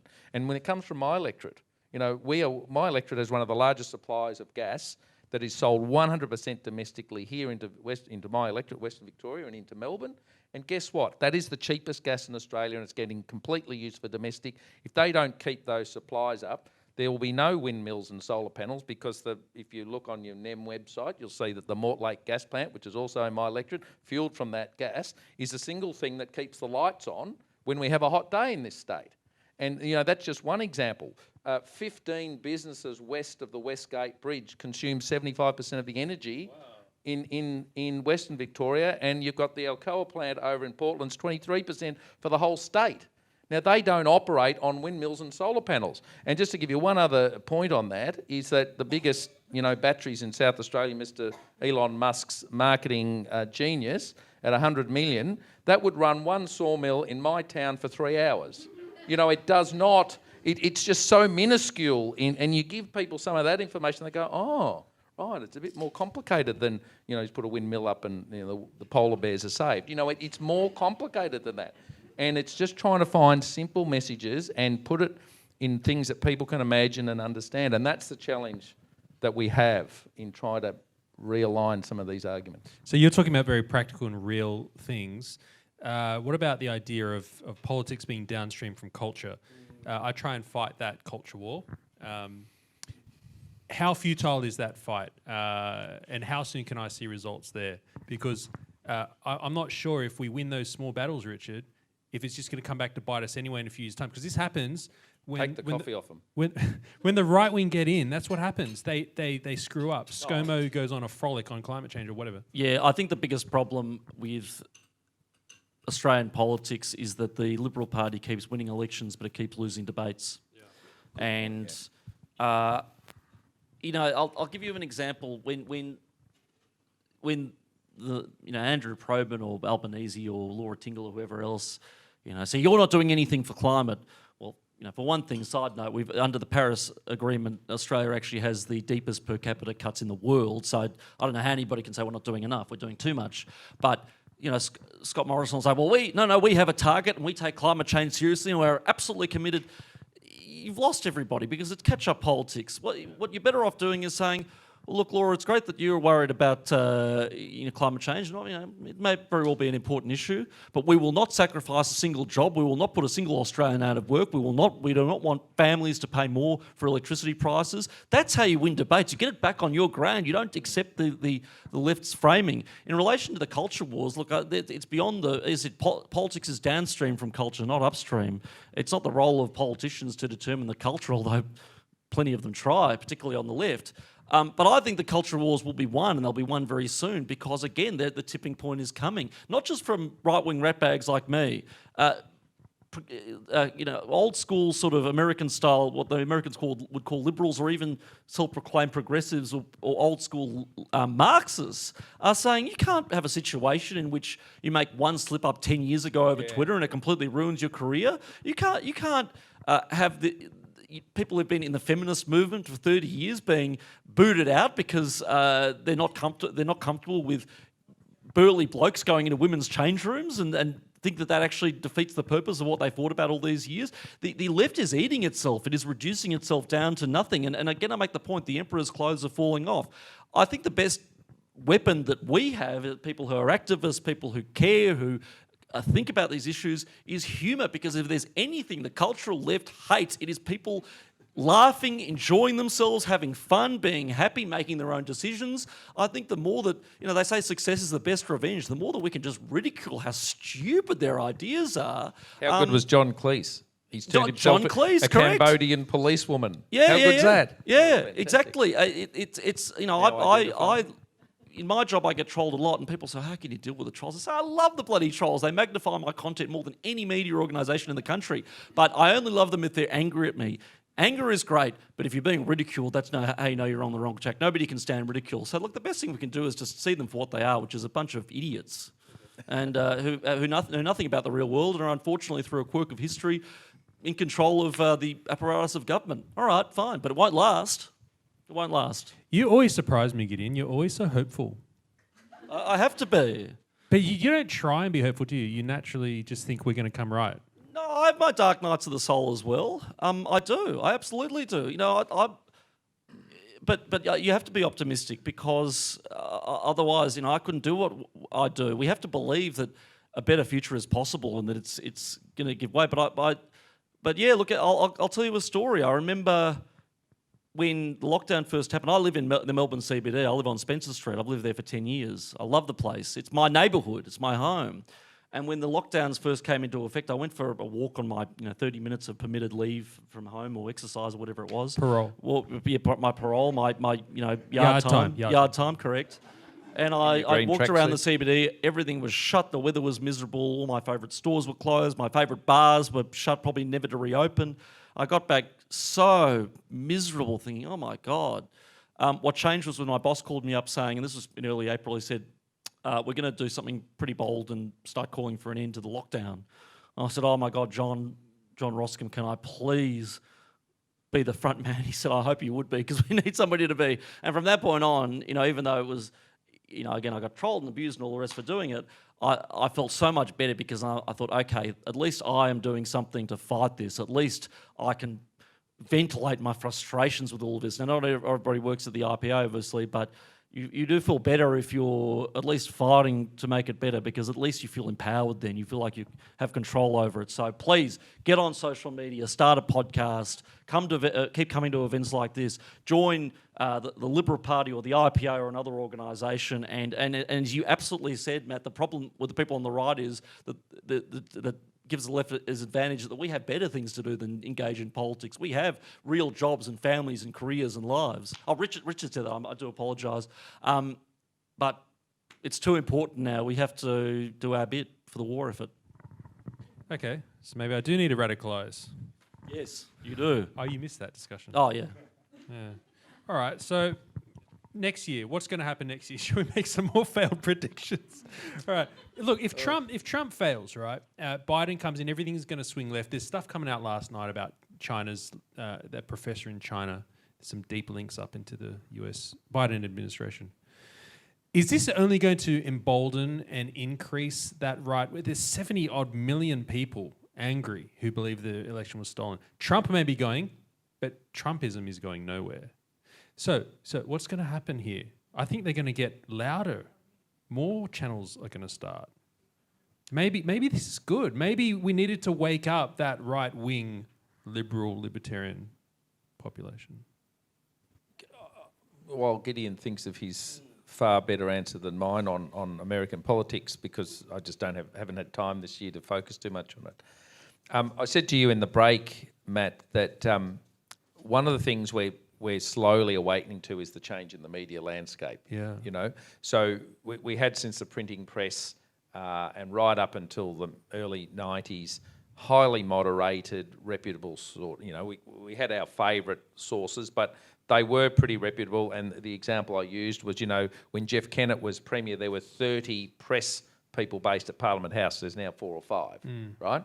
And, pretty dozy 4 or 5. Don't put that out there. I'll never get spoken to again. But, they're flat out doing their thing. They half the time cameramen, editors, they're doing lots of stuff all at once. Whereas, when Kennett was around in the 90s, there was 30 of them. They all had all sorts of people, huge budgets, all sorts of things. So all that's changed. And the concept that we're getting our news and wanting to get our news and our information from elsewhere is a logical consequence of that. We have to source it somewhere else that we feel. So we're in this transition phase, and it's changing quite rapidly, like everything is at the moment.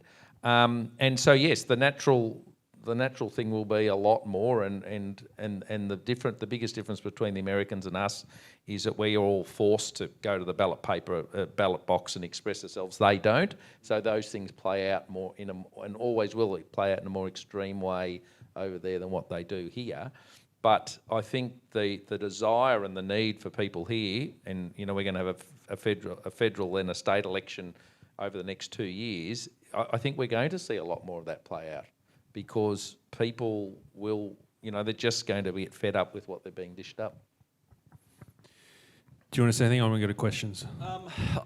Just on the US stuff. Yeah, look, I think it is curtains for Trump, unfortunately. I think that something fishy went on, obviously.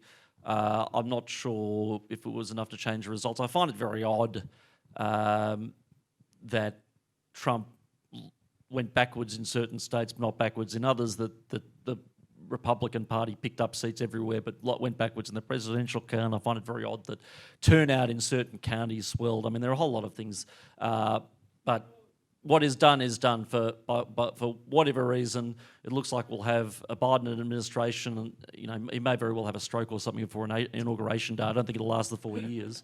The Harris administration will be chaotic. The Republicans will hold on in the Senate. I think they will make huge gains in 2022. That will be a washout for the Republican Party. And then we have 2024 to look forward to, in which case Trump may run again, although he'll be very old by then. You might get a Nikki Haley. There's still people holding out hope that Trump will win. I hope you're right. I hope you're right from your mouth to God's ears. But what we have to remember, though, is whatever... And I took the Trump loss very, very hard. I went through the 5 stages of grief. I've never felt as upset about an election result in my life. Not even my own pre-selection I felt as bad as when I did... Did you run for Parliament? Oh, I did. I ran for a seat, the seat of Burwood against a sitting member. Did you fail? Yeah, look, I did okay, but not well enough to win, obviously. It's hard to challenge a sitting member and so on. You'd be good. Never say never, I suppose. But the point is that, I was... Will could beat him. Sorry? Will beat him. Oh... Will's made of tougher stuff than I am, and he knows how to open a few doors. I'll put it that way. Will Fowles. So anyway, I'll explain the joke after the session. Look, a colleague said to me something important. The Trump was like a flash of lightning in the night. For that brief moment in time, Americans and people who of the same sort of background all over the world could see for a moment what they hadn't seen before, how the deep state operated, how the swamp operated, how marginalised Americans and whole swathes of America were being neglected. Just because that flash of lightning is now gone does not mean those people will forget what they saw. Again, it's the tipping point, and having an election result occur like this under suspicious circumstances and all you get is the glib, well, this is disputed because experts say it doesn't happen very often. I think that will again continue to drive people towards that tipping point. So it'll all come good. It'll be okay. Of course, you'd say that. Can we get another microphone? Run around. It's all good, baby. I forgot to ask you. Do you mind running around with a microphone, Josh? Just to people who put up their hands. Thank you. Anyone? Any questions for these two fine gentlemen? While we're here, yes, you can be first.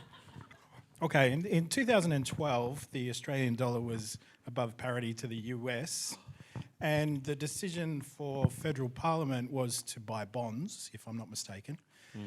And the Australian dollar tanked about 30% quite quickly. Now, in an environment where people are transitioning to retirement, they have a lot of their cash, their money in cash, and maybe some yielding bonds or something like that. Theoretically, people that are on the verge of retirement saved dollars that were worth more and cash out at a purchasing power loss. And yet the narrative or the discussion is, it's so important for us to look after our superannuation. We need to increase the contribution. It better bloody be important. We have no choice in the matter. Exactly. And so what I'm saying is the nest egg of superannuation seems to be a bargaining tool to make it sellable to do Keynesian economics instead of Austrian. And I don't think anyone, correct me if I'm wrong, if anyone in this room knows what I'm talking about, please put up your hand. Because I really honestly think just explain what do you mean by bargaining tool to... I don't necessarily disagree, I think that needs to be fleshed out a bit. Well, I think what they seem to be doing in the narrative is getting people to focus on their own money in terms of their own money, instead of seeing their purchasing power in the terms of an international market. And so people are not noticing that we are going in the hole. And I don't see any of the politicians really fleshing that out for the people and educating the people who don't have economic degrees. And I'm wondering, when are we going to start hearing that comeback so that the people who are at most at risk of poverty, i.e. the people who have 40 grand in their superannuation and probably aren't going to get much more, how are we going to solve this problem? Sorry for... Again, another easy one straight off the bat. Look, I don't know how it's fixed. I don't know how it will play out in the battle of Keynesianism versus common sense. But what I will say is that it's a problem. And it's a problem we have to all talk about. Again, it all comes back to us and what we do about it. It is a disgrace that at age 33, I'm having 9.5% of my own money robbed from me by the Commonwealth of Australia and siphoned off to banking cartels and glorified union slush funds to keep the superannuation industry happy for money that I won't be able to touch until I'm 65 and is denominated in a currency that is becoming functionally worthless. I took out my $10,000. I didn't need to, but I did it on principle. I don't care if I went down to Crown, when it reopens, of course, and put it on black. It's my money and I'll do with it what I damn well want to. The other problem that superannuation is having is that it's giving unions in particular a huge seat at the board table that they haven't had before. They are now major investors through industry superannuation funds in ASX companies, and if they don't like something that an ASX company is doing, they can front up at the CEO or the board and say, well, we're unhappy about this and we have 30% or whatever it is of your company. It is a very, very pernicious thing, and Paul Keating, I think, knew exactly what he was doing in setting it up in the way that he had. Frankly, even as a small government libertarian, I would prefer that we scrapped compulsory superannuation and went back to a universal pension, a minimum amount to guarantee a dignity of living for people in retirement, because anything would be better than what we have now. We could go back. We could go to the model where the Scandinavians have, where they put elderly people on an iceberg and let them just float off down the river. That would be better than the system of superannuation we have right now, and will be a lot more humane too. Yeah, I agree. Wow. Okay. Questions? Do you know anything about that? No, I don't. Well, they can bail in on your banking accounts and your super fund if you need to really watch what's going on with the bail-in laws. No, I don't. But It's federal, huge. so I plead ignorance on some of the federal finer points, just because there's enough running around in Victoria to worry about without the. So I can't comment. I'll look it up. So what's the story? They can. What do you mean bail in? Sorry, I'm not. Bail outs when the money comes externally from the government. Right. Bail in is they take from deposits. They take your money. Oh, is it deposit tax? It's a legalised pyramid building society. Oh, I'm gonna have to look this up. This sounds. Right. Amendment to the bill at the moment currently at Senate. It's been read twice. It was a bill that was passed in 2018 that had a loophole that allowed the banks to take deposits to bail in the funds back in. Right. For what purpose? To rescue the bank. The bank goes under. The banks go see the new terms and conditions that every time if you want to get back into your app and you press it, it's got this new stuff in it each time. I've started to look at this. It is a real thing. It is a real thing. But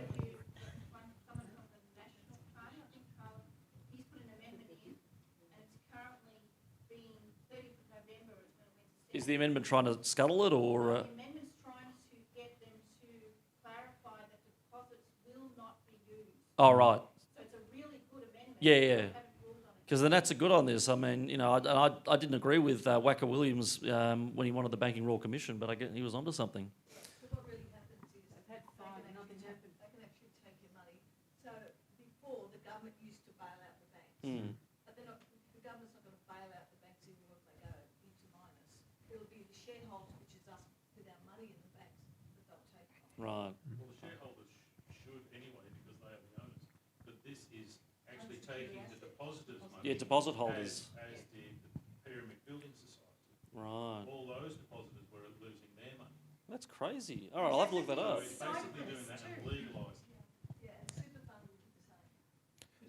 But I'd make the observation that if a bank shuts its doors and goes broke, you lose your money anyway. So what's the technical? I mean, well,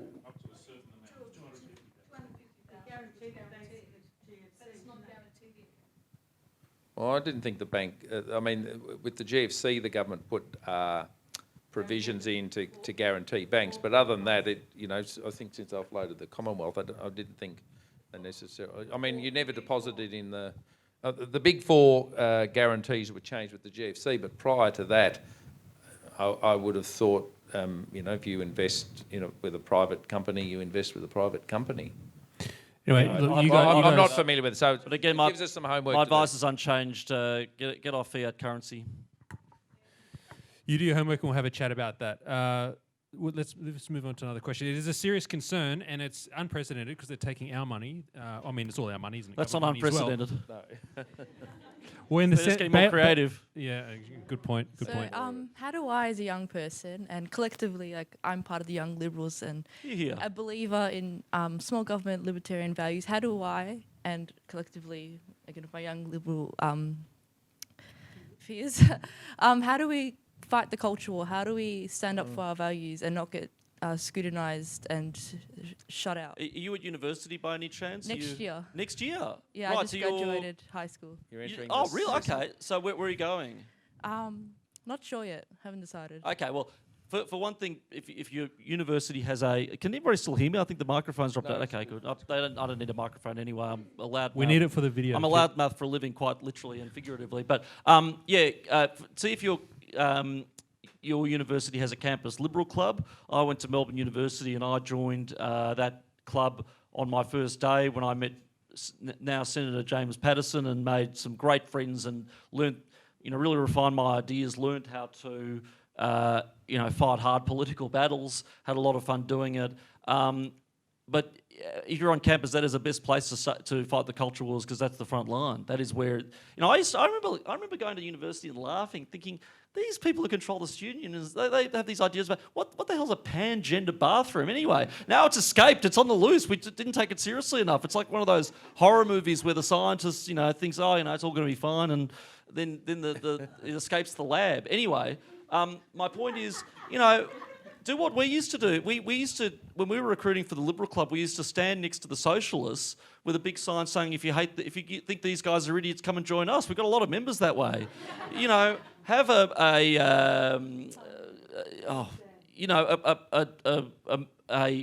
lecture on why coal's fantastic. Bring speakers, bring me in. Hell, I'll go there and talk about all this stuff. And you really want to see a protest? Trigger a protest. Trigger a bit of debate and discussion. But you're very lucky to be going to university in a way. I mean, you won't learn anything there. Just you don't have to go to any of the lectures.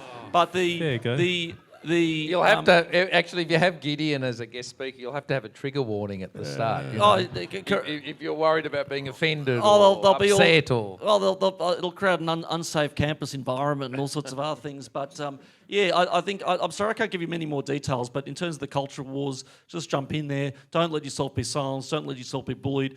It's hard sometimes because it does affect your employment prospects. But at a certain point, we just have to say, look, I'm very sorry you're upset, but. Me driving my ute will not, in the earth in 12 years. Me saying something like husband and wife will probably not affect people's mental health all that much. And, me saying Merry Christmas is not a great war crime.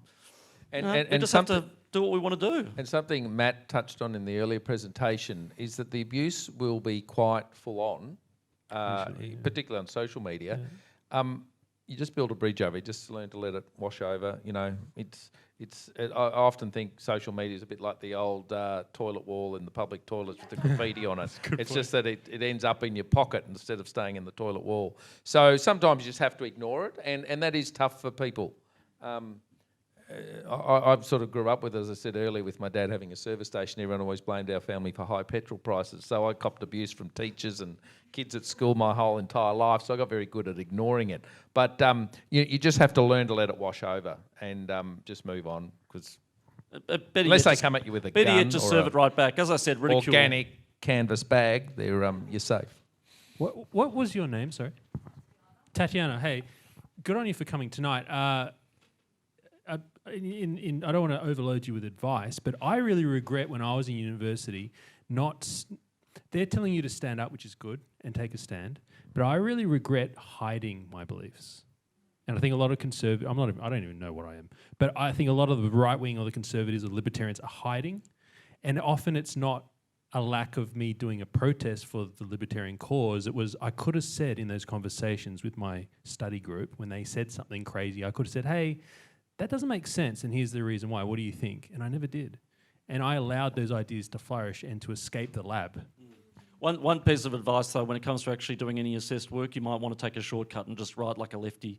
If ASIO got their hands on some of my foreign policy essays, I'd probably be in jail by now. I wrote, and you can have a bit of fun with it too. Like I would write the most over-the-top stuff. It was clearly almost satirical, and they'd say, "Oh, this is visionary writing," and you really get the I'm very surprised given your remarks in the tutorial earlier in the week, but it seems like you've seen the light and everything else. So I've learned something.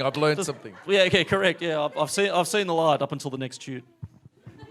Any other questions? Down the back. Oh, yeah, my question is directed towards Gideon. Now, this question I can understand will be quite difficult and will present somewhat of a moral dilemma, but here it goes. So we have coronavirus, obviously. Now, how would one determine the risk factor of coronavirus to warrant a quarantine program or not? Where would you say the line is with regards to the severity of a virus to determine whether people who are sick with it should be quarantined for it? Take the cold, for example. We don't have governmentally run quarantine facilities. I mean, I've been infected with the cold. I haven't been put in one, but they may exist out there. I don't know.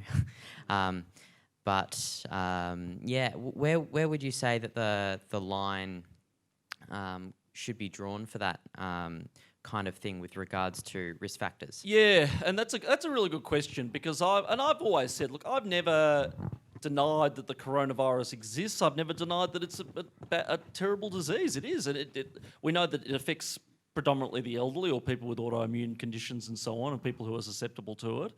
I guess the short answer is just because it's a bad disease does not mean that lockdowns and this terrible practice of the lockdowns have never been done anywhere ever for any other disease. In fact, as recently as October 2019, the WHO, even the WHO in October 2019, like 3 months before the thing erupted, was saying we do not advise lockdowns under any circumstances, no matter the disease.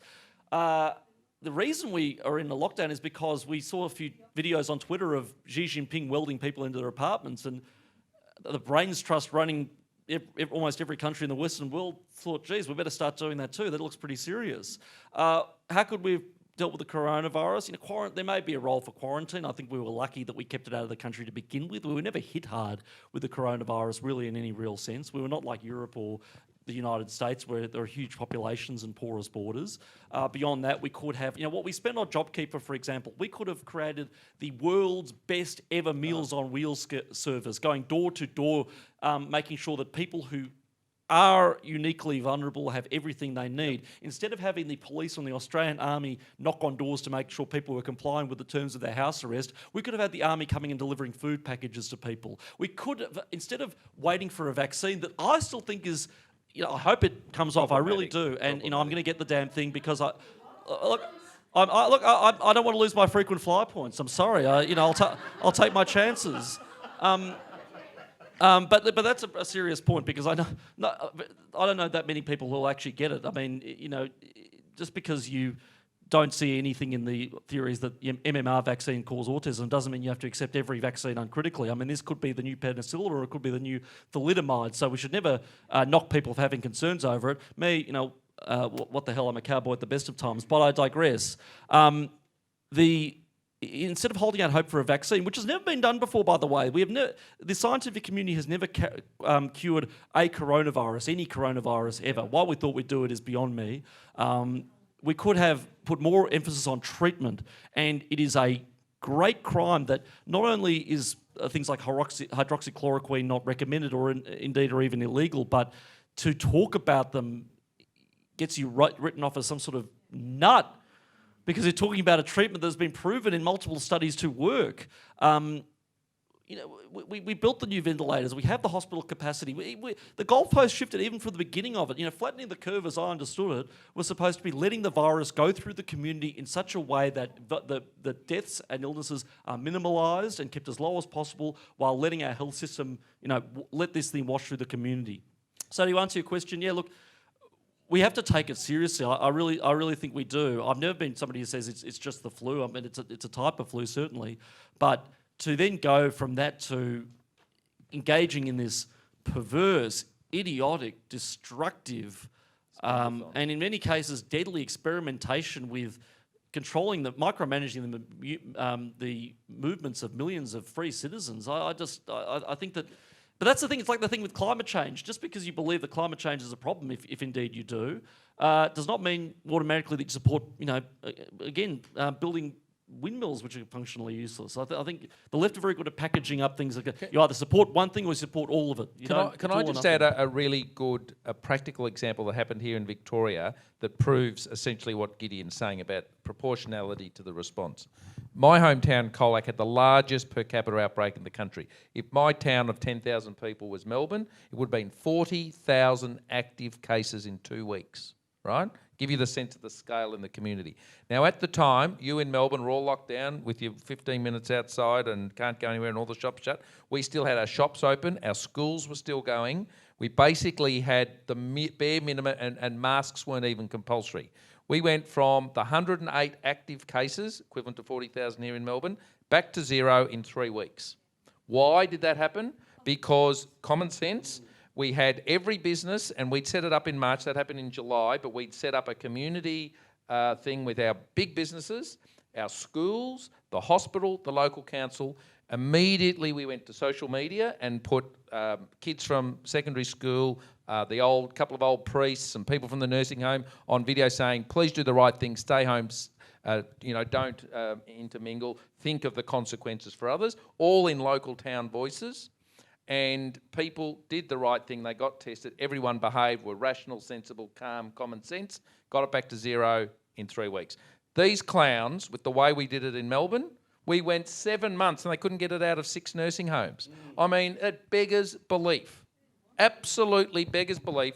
In an environment that is essentially a quarantined environment, they couldn't get it out of it. And where they had the quarantine environment, they couldn't keep it in it.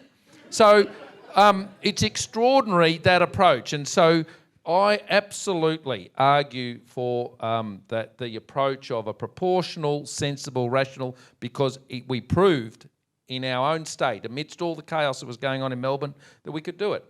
And it was just talking to people, communicating effectively, being proactive, and most of all, not listening to DHHS, because our local health authorities were up and running 6 days. 6 days. And when all the world evidence tells you you've got to act within 24 hours and no later than 48 hours, DHHS rocks up with its manuals, books and idiots 6 days after the virus had first come. So aren't you really pointing to the fact that the core issue here was a collapsed health administration system? Absolutely. Right. And that from ineffective. From there, everything else grew. The other issue I should add, and Richard, Richard, I'm sure you could talk to this as well, but another issue is that the Victorian government actually acted against its own procedures and protocols. They had a very sensible pandemic management scheme. Jenny McCarthy's published it, Pandemic Readiness Package. which was scrapped. There's a great book put out by Connor Court called The Great Hysteria in the Broken State. That's Sanjeev Savlok. Yes, Sanjeev Savlok's book, correct, the bloke who resigned. They didn't have a plan for the management of but again, that didn't exist. They had a not for the hotel quarantine. not for hotel quarantine, no. But the point I'm making is that they completely ignored it and cobbled together this Daniel Andrews super special designed to get good press at media at press conferences. It was a political interference. It was political interference. But if you want, look, I thought that what Victoria did was bad. I was wrong. It's worse. So if you want to know about where this went wrong, read that. It's on the Connor Court website for sale. And I think future historians will look back on it and as a very important resource to work out how. Again, Sanjeev's book. It's Sanjeev's book. It's an easy read. It's a very short great. volume. Yeah. Okay. We're doing some time. Sorry. One or two more Quick questions. one. No, you're right. We're talking about quarantine, we're talking about hotels, we're talking about DHHS. I want to ask about the treatment. So we've got one member of Parliament speaking about it, Craig Kelly. He's got a huge following. Why aren't the Liberal Party in Victoria talking about hydroxychloroquine? I don't understand it. We've got a year of studies. I come from Africa. It's sold like Smarties. I mean, it's over the counter. For decades, yeah. It's so safe. Yeah, so Can I I'd just like to know It's a why the malaria treatment, isn't it? It is, Yeah. but it's actually antiviral. Yeah. Yeah. Can I expand this question because we're asking why the Liberal Party's not speaking out? Sorry to hammer you for the whole Liberal Party tonight, but it's not just this. Even your esteemed colleagues, I better not name their names, but you're willing to come out and have a chat with me or whatever. The others go really behind the scenes. They're on board, but as soon as I see them get public, they fall apart. Are they scared of appearing fringe or something? Like your leader and some others? I can't make judgments why people do the things that they do. I think it's my personal belief that the only way that we will have a great opportunity of getting back into government is being prepared to get out and argue our cause. You know, I'll go on the ABC. I'll do. You know, our voice needs to be heard in places where the others leave vacuums, and we leave a lot of vacuums.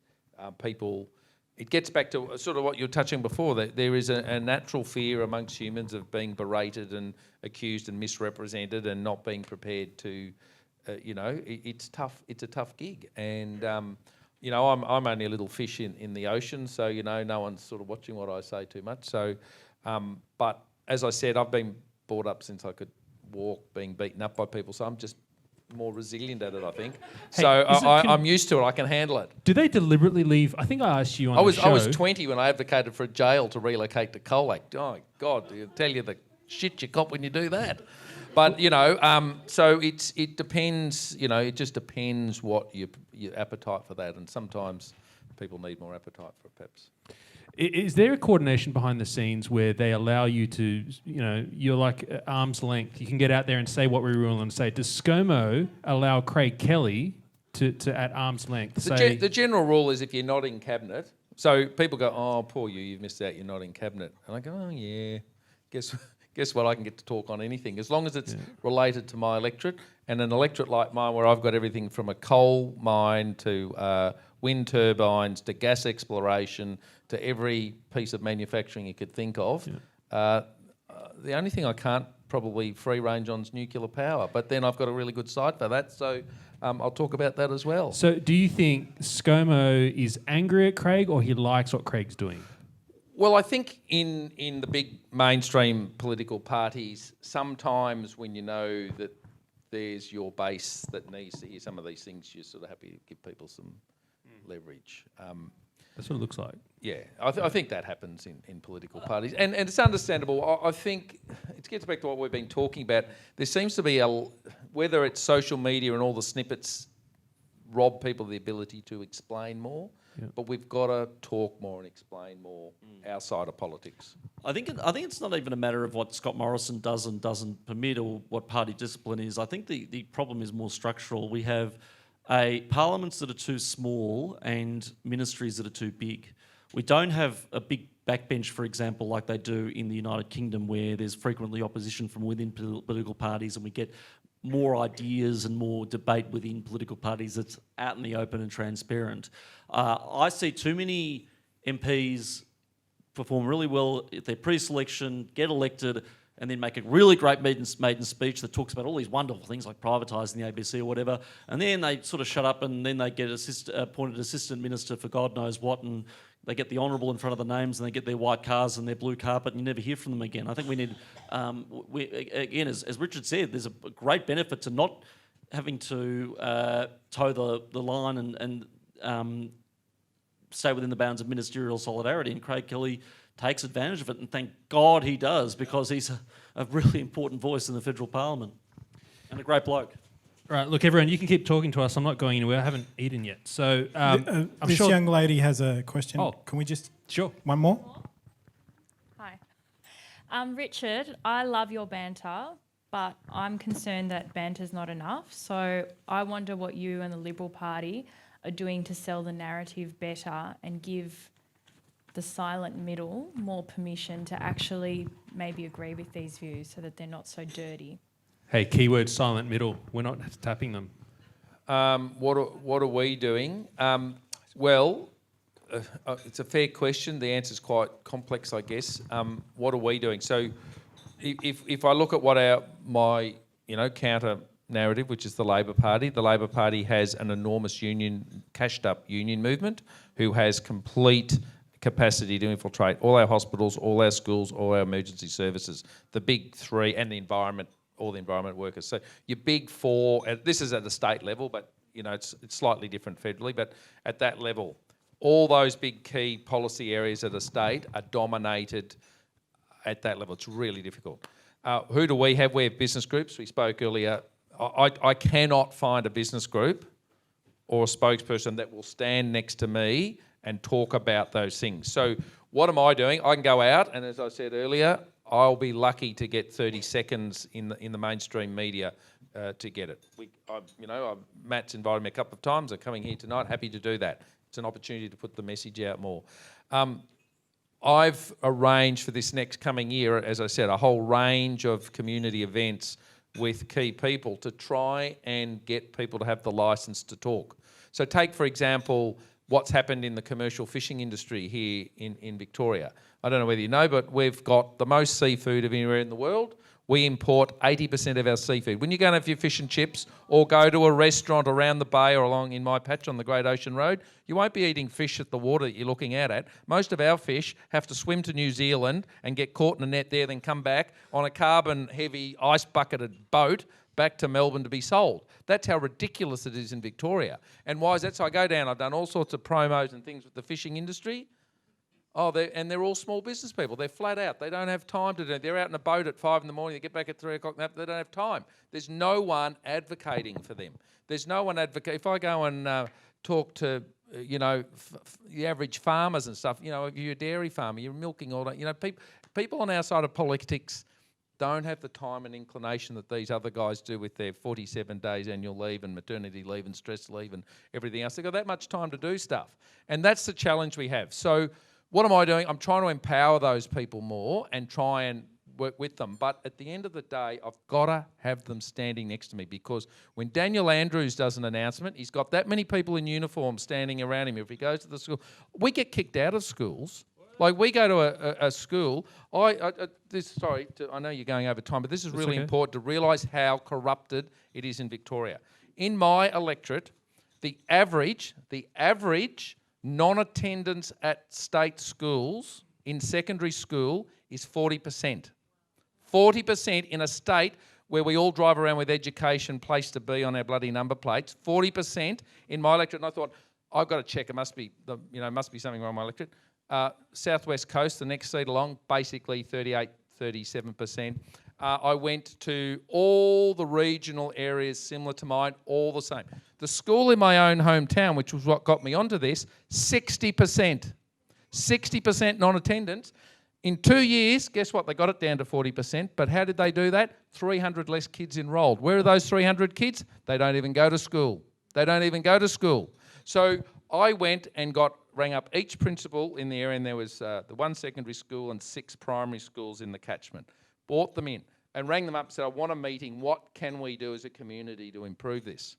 Next minute, Mary, what's her name from the teachers' union? What are they, the AEU? Whatever. No, she's another Mary. Anyway, whatever her name is, she's on the phone. What are you having that meeting for? And I said, well, I'm the local state member of parliament. I've got 60% of the kids not going to my secondary school. It's a bit of a problem. I'd like to talk to the main people in charge of that problem to see what we can do. Well, they're not coming to have a meeting with you unless you can guarantee you won't go to the media, you'll make no public statements. Anyway, so in the lead up to that, I'd spoken to them individually. They all agreed it was a huge problem and, yeah, it'd be great to do something. They turned up to the meeting. Not one of them said a thing. Anyway, I got up and said, I didn't use the F-bomb, but I was pretty close to using it, and said, this is just bloody ridiculous. You are supposed to be leaders in your industry. You're all paid good money, and you've now sat here and done nothing and continue to do nothing. And why? Because one of the proposals was clearly that 6 schools in a town out, they only need 2, because the Catholics, we've got a Catholic secondary school and 2 Catholic primary schools that educate. It's gone from doing 20% of the kids to about 56% of the kids go through it. So there's more kids in fewer schools in the Catholic system getting better outcomes, and here's the state system dawdling behind. And that's what we have to deal with, because if Daniel Andrews turned up, he'd have every principal standing behind him, and they'd be saying to the community, we've just invested all this money in education, we're doing a brilliant job. I get up there and go, no bugger goes to school, no one does anything about it, no one's doing anything about it, there's no program to improve it, and I can't get anyone with educational respect to stand there and do it. And the corollary to that is I got a phone call from a benefactor who is going to privately pay for an independent person to come and assess. So I've got a report. So if I can't get the bloody teachers to stand there and support me, I'll have an independent person who will be able to say, this is outrage, this is a complete abrogation of state responsibility, and it's all around Victoria. And when was the last time you heard anyone talk about it? It's not being discussed at all. It's terrible. And it's there, and once again, if you want to go to my Facebook, you'll see me challenge Molino about it last week. And he's sitting there, and the whole lot of them, all the heads of Department for Education, sitting there, and they go all silent, fossicking through their papers, trying to find out where Reardon got this information from, even though it's printed in the budget. For the last 4 years, it's gotten worse every year for 4 years. And I said, are you telling me that the minister and all the senior departmental officials from the Education Department haven't noticed that no bloody kid goes to school? And then Molino says, oh, well, this year was great attendance. I said, they don't have to bloody get out of bed to be counted as going to school this year. That's no measure. I mean, anyway. So that's the challenge we have. So it was a really long-winded answer to your simple question, but it is about getting advocates and people to stand next to us, and we're at a huge disadvantage. A huge disadvantage.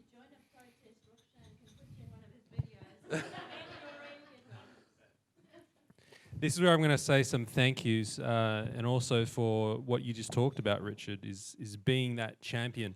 So, first of all, thank you to the thousands of people watching this first attempt at Better Than Q&A. I hope we did an okay job. Thank you to the people who spent money to be here and listen to us. And also, thank you to a couple of sponsors. So, a few people actually... the event last night actually broke even. So that means we're going to do another one because I didn't lose money. So next year sometime, if we can get some interesting people, we'll do that. But a few of you have actually been very generous and have either sponsored someone else to be here who wouldn't otherwise be here, or you've simply thrown in $20, $50 to sponsor the event. So thank you to you. A lot of you are anonymous, but 2 I just want to mention.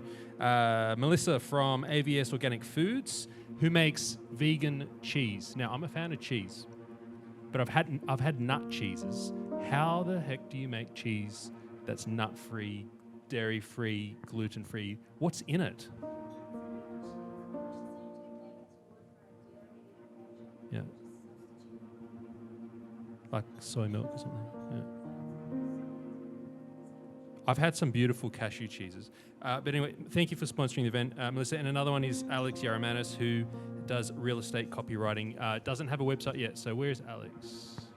Hey.